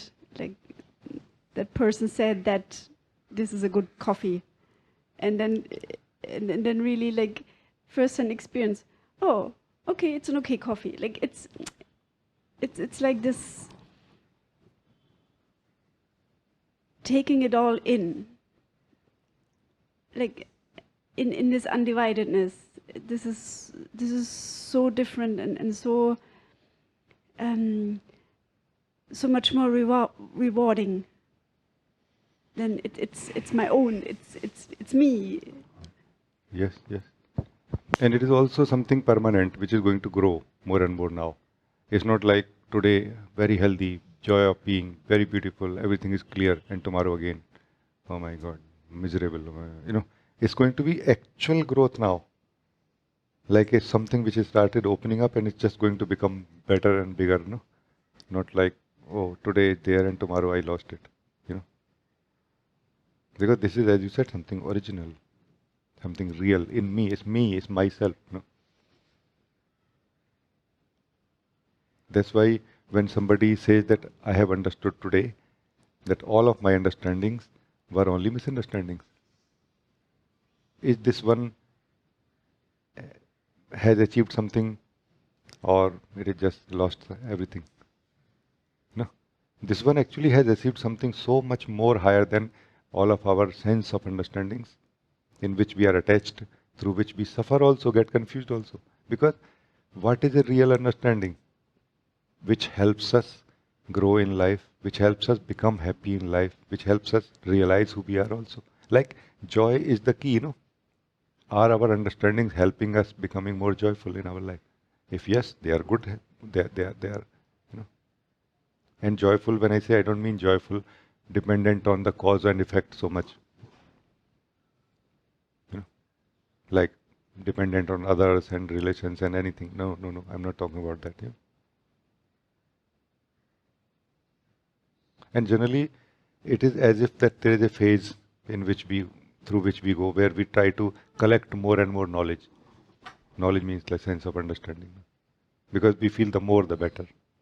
At some point, we become the less, the better. Because more, like this understanding basically is a borrowed knowledge. It's not my own knowledge, I want my own knowledge now, but you're talking about now. My own knowledge, even if the knowledge that I don't have anything to claim, that I don't really know anything.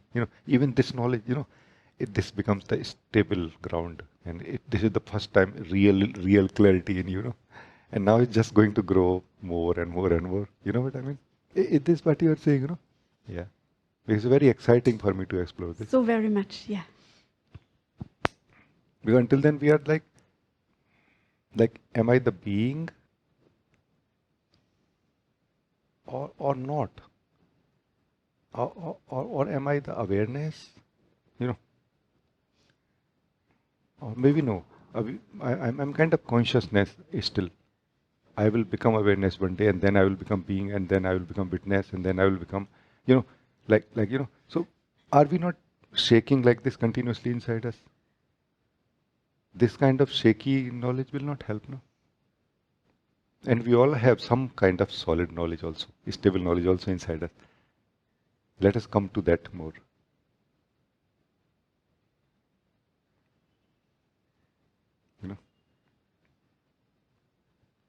One interesting thing that I feel, the what we call power of Maya. Power of Maya is not really in the multiplicity of life, the vastness of life. That is pure energy or manifestation of the pure truth. The power of Maya lies in avidya. What is avidya? Avidya means believing that knowledge to be true, which is not true in us yet. That is avidya. Avidya. That is only ignorance. There is no other ignorance in the soul. Believing that knowledge to be true, which is not true yet inside us. Just trying to hypnotize ourselves in one way or the other. Yes, I think this is this. I think this is this. When that's why it is always shaky. It's never solid. You know what I mean? It's never stable in a way.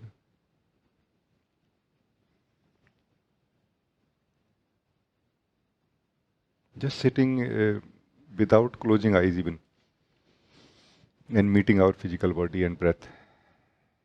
Like this I know that my body is here and breath is here. No? This is true knowledge actually right now. More true than any other knowledge that we have, generally speaking. Not everybody, but mostly. But we are kind of living in that model of progressive knowledge in a way. That progressive knowledge is never going to reach to that definitiveness, ever. Because this is the model of mind that it grows somehow. The understanding grows, refines. It will refine more and more and more. And it is going to continue actually forever. But there is a place of being inside who we are actually, where we are definitive about things. We are clear about things. My body is actually here. Whether I call it body, whether I call it consciousness or anything else. So the truth of this body can be lived by you without thinking about it. You know, without thinking about it. Like, do we need to think that my body is here right now? Try to think that my body is not here right now. If you will have to go so deep in this thinking, otherwise body will keep denying that no, I am here. No. Or maybe the best will be to keep pinching a little bit, no? Keep pressing a little bit your hand or something, while trying to believe that my body is not here. My body is not here at all. No. And body will every time remind that no, I'm very much here. Not that I am here, but the experience. No? It is such a powerful truth present inside us. No? Meaning in our experience. No? Like breath also. Kind of automated. We can change the breath many times no? Through in yoga pranayam also we do. In different state of emotionality also it changes and all. But it is kind of by itself happening. No? You know. In one sense, body and breath is a gift actually. We have achieved. No? This is a gift we have.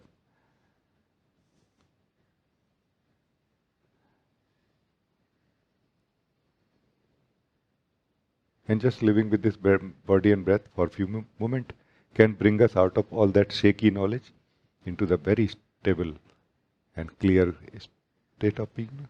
You know what I mean? So these are the things, but they appeal differently and different stages of being, different state of being.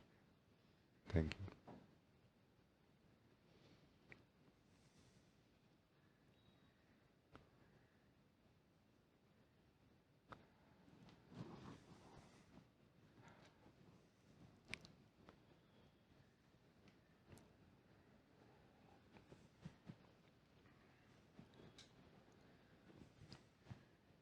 Namaste ji.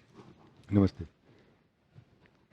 Ji, I just wanted to come forward and wanted to say hello and thank you so much for this beautiful satsang. Thank you. Yeah.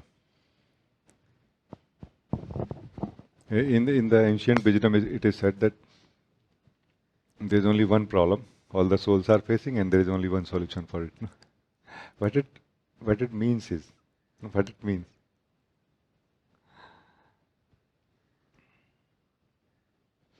I will share my understanding of this moment, that it means that the soul is living in some kind of dream, which is not really made of the word, the forms that we are experiencing, essentially. No, within that, the soul is living in a individual dream. And that the root of that individual dream is the belief of knowledge. It is found. So mind is not thinking really. Mind is the belief that what I am thinking is true.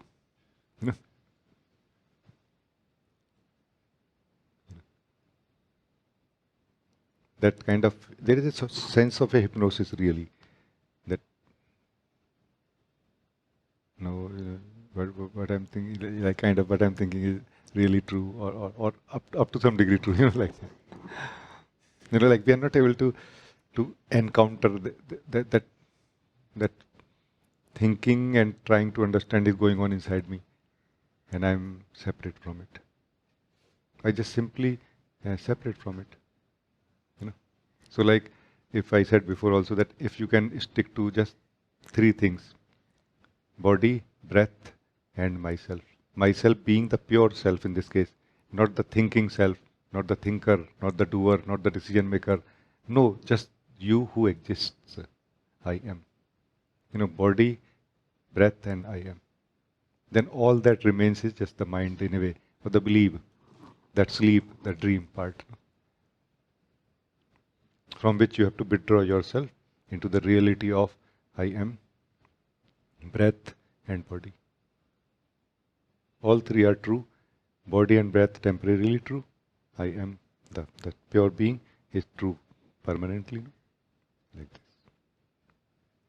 In between is a internal, local, and a very individual thinking process going on. The conditioning of the body mind is contributing to it a lot also. Choices and many things. But no clarity. Their clarity will help more. Meditation can help so much also. But this is what is meditation also. No? Like feel your body, feel your breath, and then feel yourself who is feeling the body and breath. What, isn't it so simple and direct? Yeah. And then, I'm kind of feeling lost in the thoughts. Okay, return to body, feel the breath. Are you feeling the body and breath only right now? Oh yeah, I'm feeling the body and breath only. Now feel yourself also. Oh, okay. That's nice. Oh, I'm again feeling lost in the thought. Again, come back to the body and feel the body, feel the breath. Is it not a simple pointing? Yes. But what has to happen is that we have to become aware also, first of all, that we are caught up in the mind. Like truly we have to understand what is the meaning of caught up in the mind. No? While caught up in the mind, a sense of knowledge happens in the mind about understanding that I understand what it means to get caught up in the mind. While actually we are still understanding the same thing from that state. That's a challenge really. That's why meditation helps if we understand the value of it. Otherwise, contemplation, Atma-vichar. Atma-vichar is a way of becoming more conscious thinker than a compulsive thinker. Thank you. Somehow this feeling came to share like this.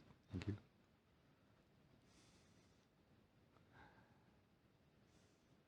Because Prajat, it's not about what you want to do or not. It's about doing what you really want to do. And also not doing what you do not want to do. This is the freedom part. Like this is the joy of the being part, doing what you want to do.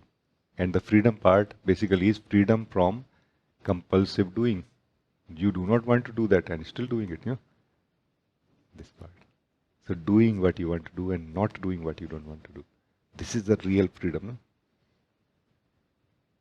No? And it can be tested in so many ways. It can be practiced also in so many ways that you sit quietly and do nothing with your thoughts. With your body, with your breath also. Like you can declare that I don't want to do anything with my thoughts right now. And you will see the habitual involvement now. Like you are not able to not do anything with the thoughts, And this is going to wake us up in some way that what is going on here, Otherwise, until then, we are just trying to correct the thoughts in some way, or rearrange them in some way, and so on, and believing that we are progressing in the direction of awakening. You know what I mean? Here you will feel that what is going on here really?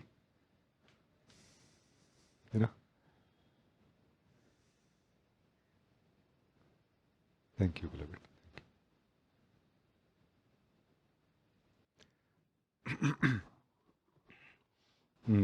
Ekta, you want to talk? Namaste, Eleven. Namaste. Thank you so much for such a beautiful satsang. Um, when you, I see that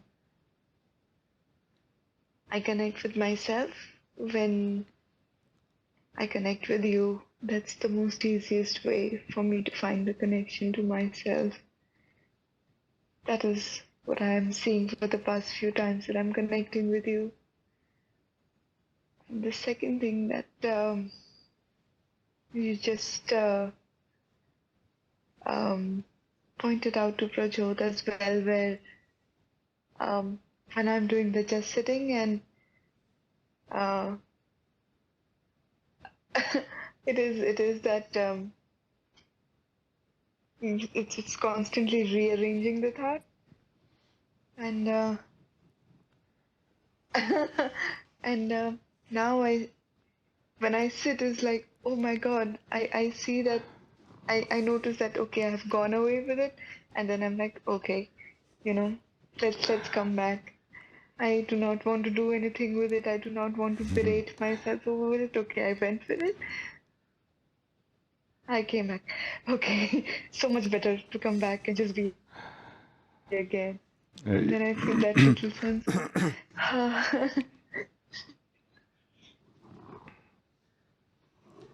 And there's also something else that I noticed where you said something that about I cannot say it as eloquently as you, but I feel that every time I'm not, but I don't feel the joy within myself.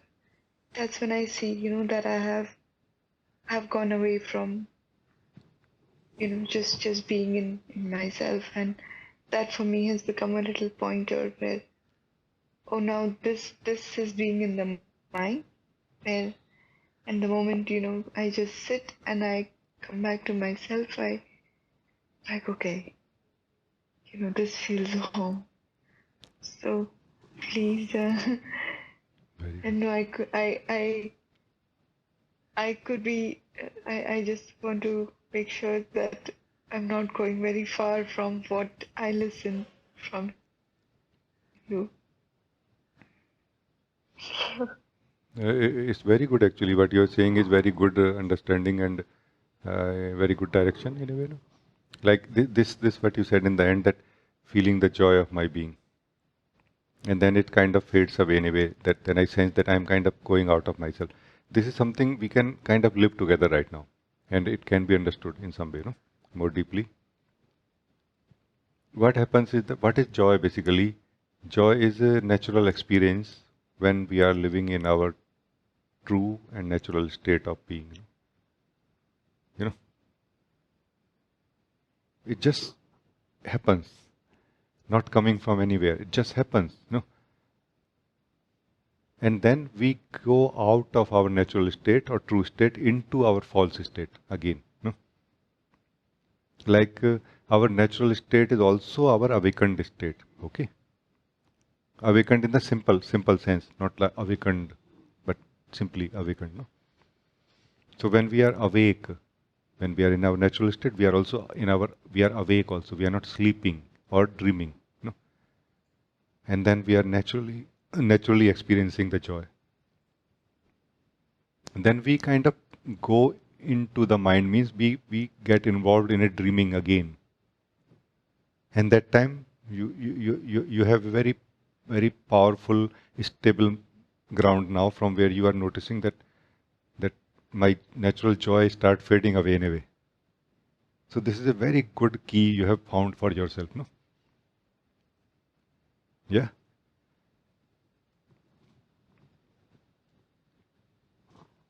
Ji. Ji. So there could be so many things that we can understand once we enter into the dream. But they are all going to keep us in the dream only, no? But this, what you have understood, is going to keep you out of the dream, mostly, or going to get you out of the dream.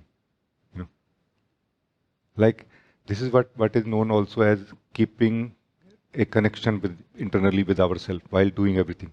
You know, like remaining connected to ourselves while doing everything, not going too much out of ourselves also. You know, like in another way it is understood. Like not going too much out of ourselves, too much involved in the thinking or activity or experiencing of body mind. Like remaining in that coolness of our own being, like half and half, like half at least in and only half out. You know? So this is a very important pointing that a pointer that you have found out already. Because it is not about whether we should use our mind or not, whether we should move our attention or not, whether we should do anything in the body mind or not. It's not about that. It is about from where, from the dream or from the truth. It's about that. You know, body is a very beautiful thing to be experienced, or life through body. It's a beautiful thing. You know? Intellect, everything is so amazing. But who is using it? That is the point. You know?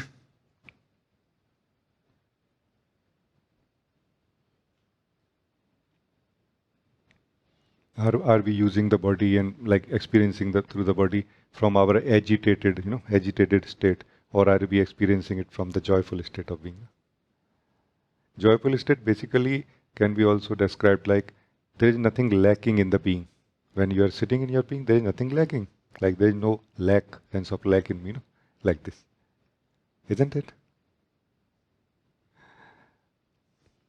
Like, I hope you all are also able to live right now with me that it's just so complete. We are so complete. Like a natural completeness felt here. How much more clearly we can experience it, how often we experience it in the whole day, and how much we remain connected to it. This is the simple thing, no, Ekta? So you have tried to make it more simple now. That it is understood that this completeness, this joy of my being is the truth. I want to remain connected to it as much as I can. And I'm supremely happy with this what you have found.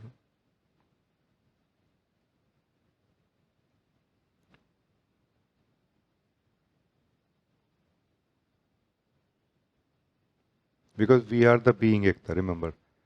When we are dreaming is like our VR glasses on our eyes. That time also we move the body, let's say, which is the same body which we will use when we don't have VR, when we don't wear the VR glasses, no? And we will be the being or the life force which will be doing something through that body also. But the difference will be big, no?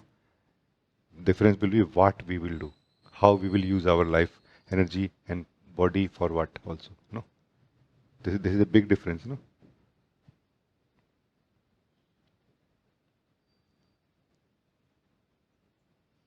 So this is what I caught actually, but first thing also you said, but I don't remember right now.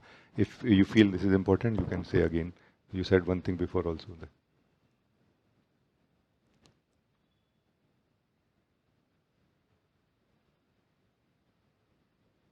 I said that where I could see that in just sitting that I was going with the thought, and then I caught myself and it's like, oh, I'm just going with it, and then I'm just sitting, and then you were saying something about arranging the furniture, and once arranging the furniture is there, that means now I'm totally involved in arranging the furniture, and just the catching part of it is so interesting now. That I've started arranging the furniture now. I'm like, But I okay. want to mention that there is nothing wrong in arranging the furniture of mind. There is nothing wrong in that, no? I hope it is clear. It's just that you This, must be doing it consciously. That yes, this is what I'm doing right now. No? So that's what is catching part. You saying no? Catching means you caught yourself doing something unconsciously, unknowing. Like who is doing it? Like this is what is the where we are waking up, no? Waking up.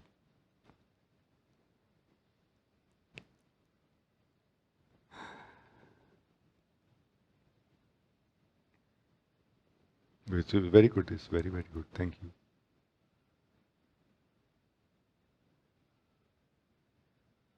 Thank you, beloved. I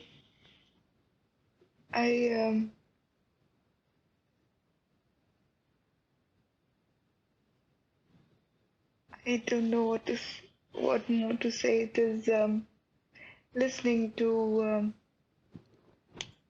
all the participants, and it's also helping me so much to find my own little places where I'm kind of kind of getting caught in, and then detangling and seeing that, that choice, that do I want to continuously be on this, or do I just want to stop and just sit. Yes. It's very good Thank you. always. Thank you. Thank you. I mean, it is joyful to talk, by the way. Talking is always joyful, no? For the beings, or the human, in the human form, no? But there are times when we don't want to talk only. We want to really do something, no? Satsang is that place where we don't want to just talk. We want to really bring the change also, no? Even through talking sometimes. But the talking is not for talking. Talking is for bringing that change, no? Talking means talking and listening also, no? Yeah, thank you. Very, very good. Exploring truth with you, living truth with you like this. Thank you, beloved. Thank you.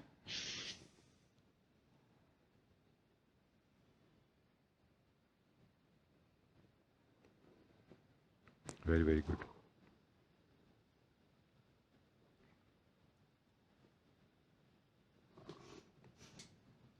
Namaste, beloved.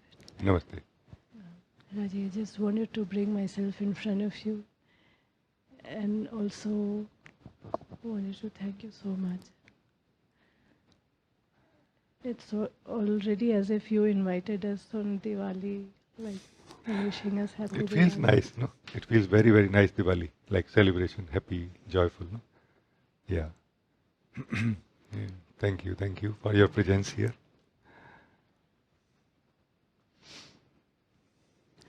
There are some jokes I can tell you, but then some of them are not even worth it. No, tell. But you already also pointed out, sometimes when you say watch your body and your breath, I can watch my mind saying this is the body, this is the breath, which is not, trying to, they're creating an experience of body and breath which is not the real one also. It is true. It is really true. I know that very much what you are saying. Meaning, I also had the experience of it, that mind is able to create everything actually, experience of everything, replica of everything actually. Yes. But as if we have desire to continue, knowing everything through the mind up to some point, and then only we get interested in dropping out of it into really experiencing now, And that's where clarity will help more. Like, do I want to just create something in the mind, a replica of the reality, or I want to meet the reality? That clarity can help a lot, or save time also, or struggle also. Like we have many times inner struggle where we actually want to live the reality of something, but somehow habitually we are still thinking about it only, and not noticing even that we are just thinking about it, while in that trying to experience very deeply maybe. For experiencing something, our presence is necessary, not that we need to be present as a thinker that time. You know what I mean? Like if we have to experience this cup, we have to be present at this level of consciousness where the cup is happening. Cup is present, So the cup is present and we have to be present.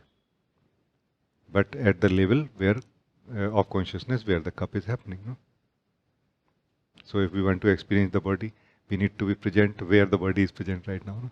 Where is the body present? That's the miracle. Body is present in the present moment actually. Our thoughts are, we have to find out where they are present. You know, our body is actually present in the present moment. In one sense, you can say. So it's very good to could kind of see this. But just only feeling in my heart always is that if this thing we can speed up this thing. Being aware of this, no, if we can make it faster, quickly, so that our life can be spent in living the joy and the truth of our own being, and from here we can live the life in the body mind also. Yeah. It's about just seeing it more quickly in a way, and the satsang can help in that. Yeah.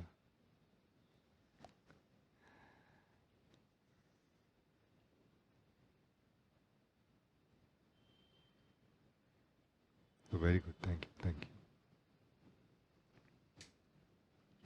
It seems like you're blessing, you wanting it this way seems like a blessing already you're giving me.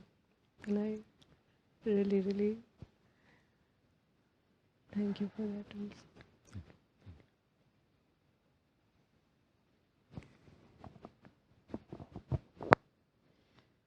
also. Astha, you want to talk? Namaste, Rajee. Namaste.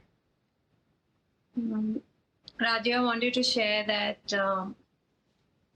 before the satsang, my mind had really overtaken me, in the sense that I was thinking that, where's the joy, and it's just got over me too much. And I thought satsang will also not help. I'm like, I'm not going to do anything. I mean, that's my mind telling me, don't do anything, nothing will help. Stay in that state. But I must share that the minute I heard your voice, the minute I was just, like Ekta shared, listening to all the participants, it's like in that darkness, you say there's a ray of light is enough to expel it. It just transformed me. I mean, I didn't do anything. I mean, I'm just here with you, just feeling whatever you're saying. I'm not even saying that because my mind was thinking so much, but then I'm like, okay, just be, like you said, just be. And I can feel it's just transformed me. And something you also said, that example about the teacher asking the disciple to take the salt, a teaspoon of salt, and mixing it in the ocean, and the water is still sweet. So I'm like, okay, I mean, your pointings are so simple. You're reminding us to, on this again and again. It's just that now, don't give up. Just, don't give up. And thanks to your satsangs, we just, the mind in the world at times gets lost. It just keeps coming back. So thank you so much. It's like Diwali is here. Diwali is here. Happy Diwali. Thank you. Diwali is totally here. I think what this is a kind of a very good report or sharing by you, because my sharing or this satsang is not really giving anything more or less or different to everyone, but our interest is what is making it happen. It is your interest in truth that that you got out of it. Like you were anyway searching for support. You were not interested in remaining in that, So when you are like this, then satsang is a great help also. Not only it helps you get out of mind, it helps you remaining out of mind also into your being. But that's the real magic. There is no other real magic required for us to solve everything. Get out of mind, remain out of mind. Get out of mind into your being, remain out of mind for some time. And after that, there will be no way to get out of yourself into mind. However, we will be using mind. We will be very much into mind in a way, partially, only partially. Like most probably we will be much better using our mind than right now. Because how much of our thinking or using of the mind produces what we want to produce? Very little, no? Like 80-90%, more than 90% actually is trying to think something, no? And then we will be able to think something when we want to, no? And that's why only 10% of the energy or time will be required, no? Than right now. Very good, thank you.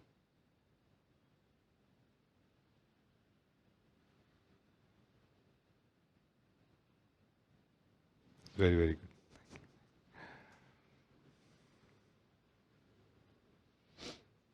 And these are somehow, I feel, signs of maturity of the being.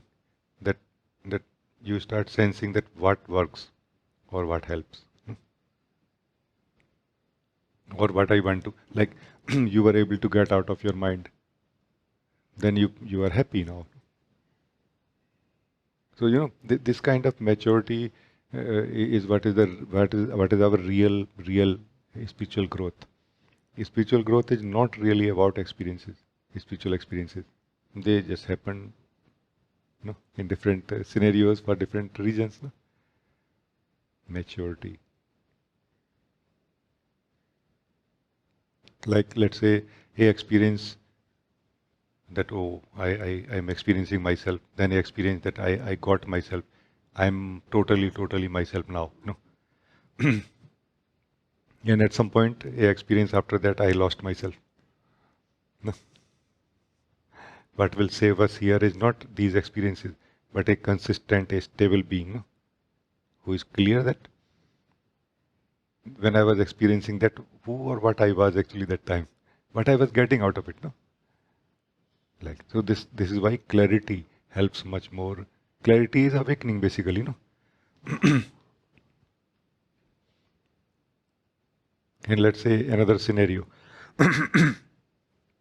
Same thing. Some spiritual experience happened. Then, oh, experience of myself. Then, oh, I have become myself now. And then I experience that I'm not myself anymore. Or I lost myself. But somehow, along the lines, you were there as a stable thinker, seer, or someone who was trying to understand and observe that what is happening to me. No, this stable being will still remain. No, even when you have lost yourself, and you will wonder that what all this was. No, how can I lose myself? I'm still here or not. So clarity helps in many directions. Not only it helps in being clear about what we are perceiving, what we are looking at, but it also helps us bringing in the light onto the place from where we are looking at everything. No? You know what I mean? Like holistically, somehow we feel that no, I'm still here. No? I lost myself. It's like a change of inner experience of energy or energetic or something. No? But the experiencer is still there. No? This is from where the deeper living of truth of who we are starts. No?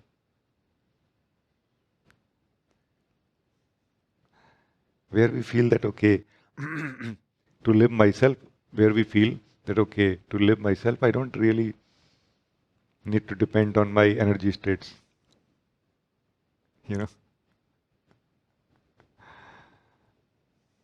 It kind of does not matter really. How is the state of my energy right now, Like it becomes clear to us.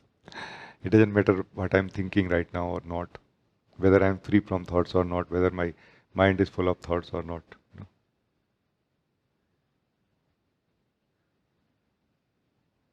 Living myself means living that one who is present in this scenario of the body mind.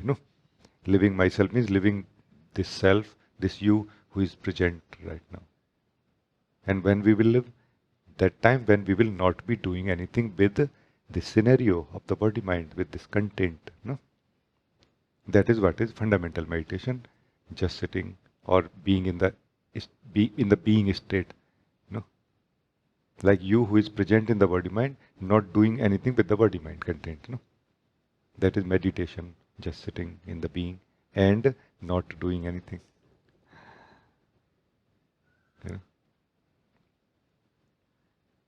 We need to do something to be involved with the content of body mind. To remain uninvolved, We just need alertness, vigilance, that I will not be involved. This vigilance is important. Because unknowingly we get involved. Unknowingly. No? Yeah, thank you. Thank you. Nishant, you want to talk? Namaste, beloved. Namaste.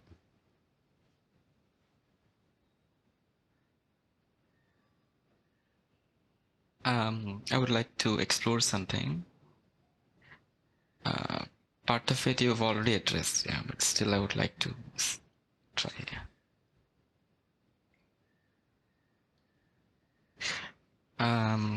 It seems that at least a part of being, what is the term?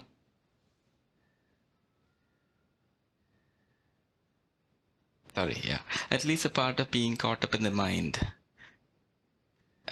seems that when there is a certain situation that happens in the moment, there are multiple conclusions or multiple interpretations of a particular circumstance, and the mind will choose one of them.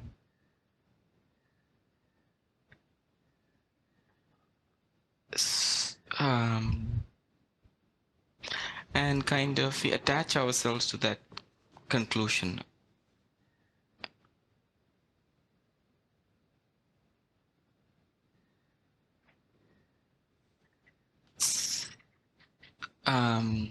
There is also, let's say, out of the infinite set of interpretations of a situation, one which, let's say, is true.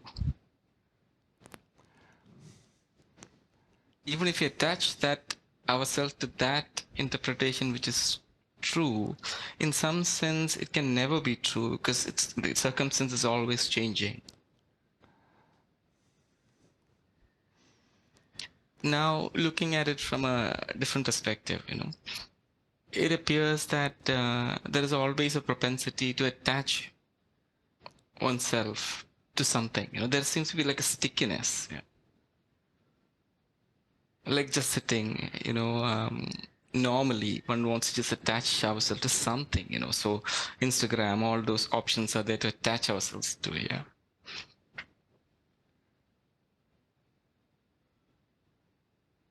So now the corollary of that is, if you don't attach ourselves to something, instead if we live something in its purity, we can quickly recognize our true self. Like, for example, breath and body. This experience it in its purity can help us recognize our true being, which is the fundamental meditation practice, like that, yeah. Is this kind of in the right direction, beloved? Oh yes, very much, very much. Feeling very happy to hear this, no?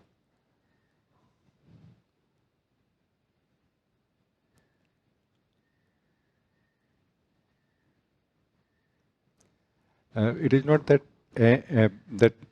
as you said correctly, that attaching ourselves to a particular interpretation of what is happening right now.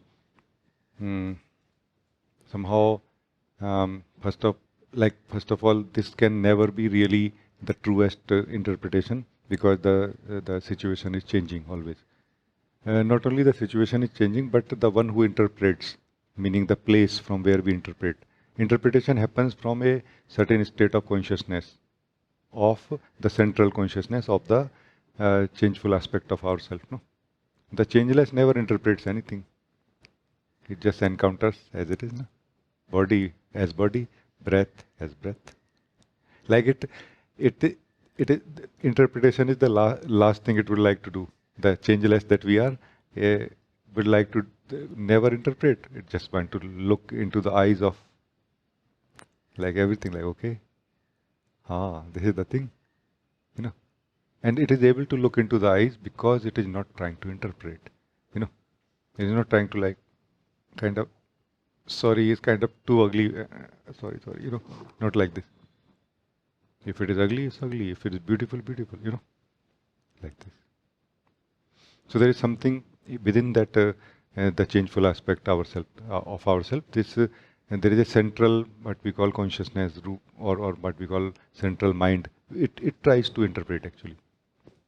And this consciousness as such, as a whole, is continuously growing. Growing in the sense that it has a potential. It can grow more in a way.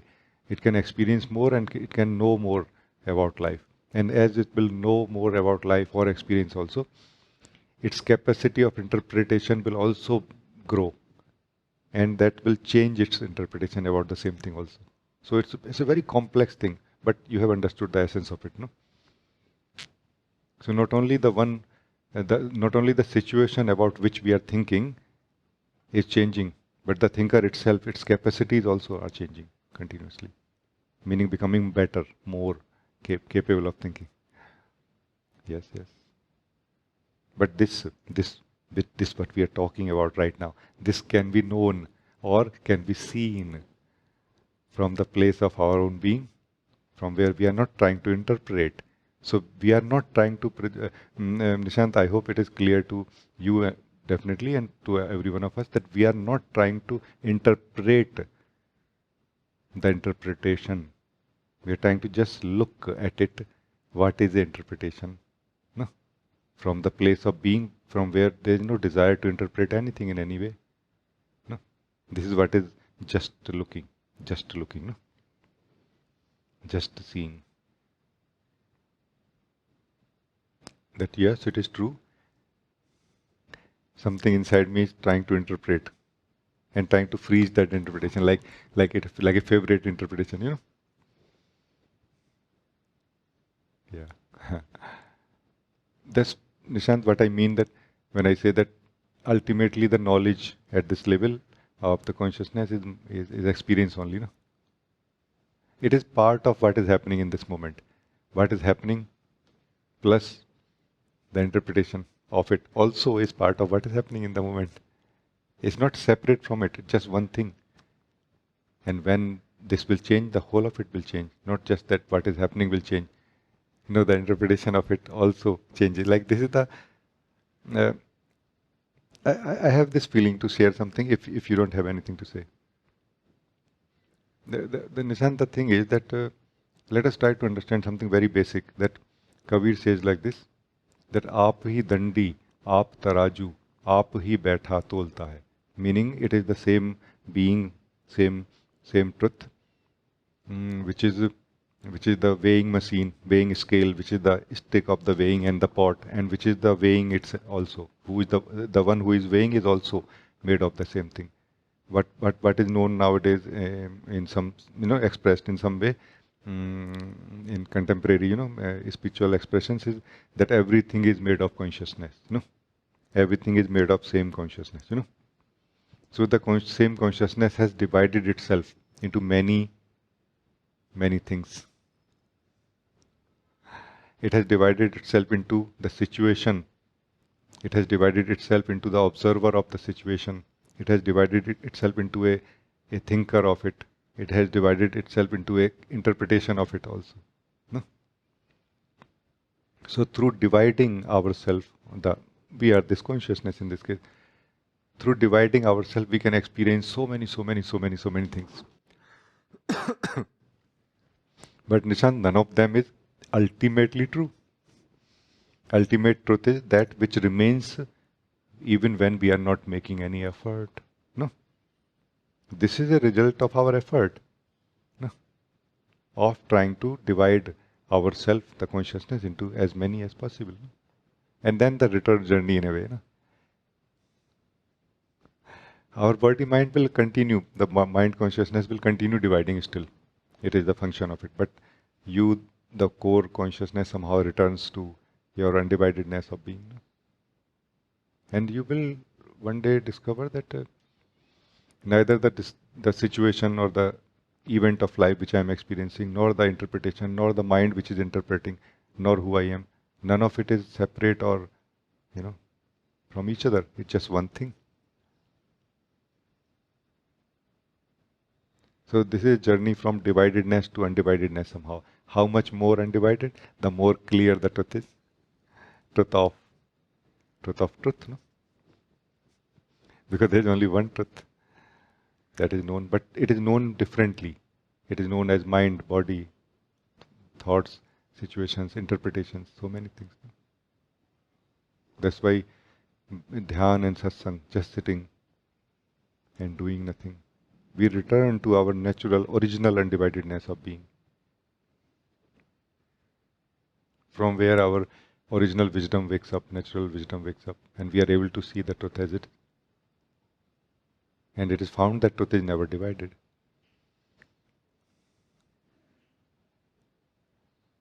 Meaning it never got divided.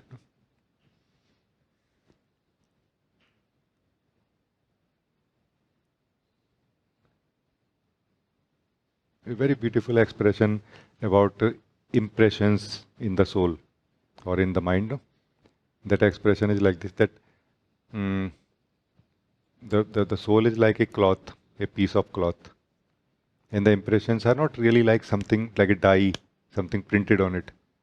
They are more like wrinkles. No? They are more like wrinkles on the cloth. The cloth has not changed its nature, its fabric, its texture, its color, its integrity. Nothing changed. Nothing at all changed. Just the wrinkles. Like if you see the wrinkles, like this, wrinkles. Just the wrinkles. Sitting in meditation, dhyan and satsang, those wrinkles somehow just disappear. The cloth of the soul comes in its natural state by itself, not by doing. By doing we create more wrinkles. No? But by not doing, we return to our natural state of being.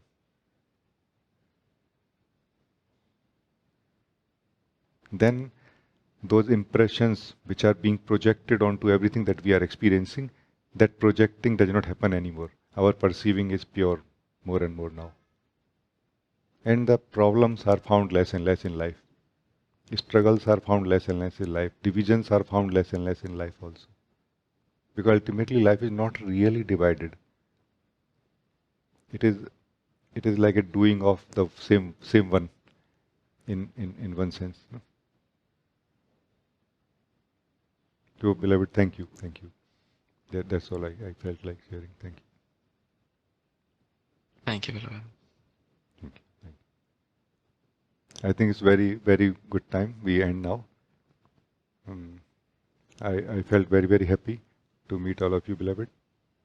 And my best wishes to all of you, all the love. And thank you. Thank you for joining.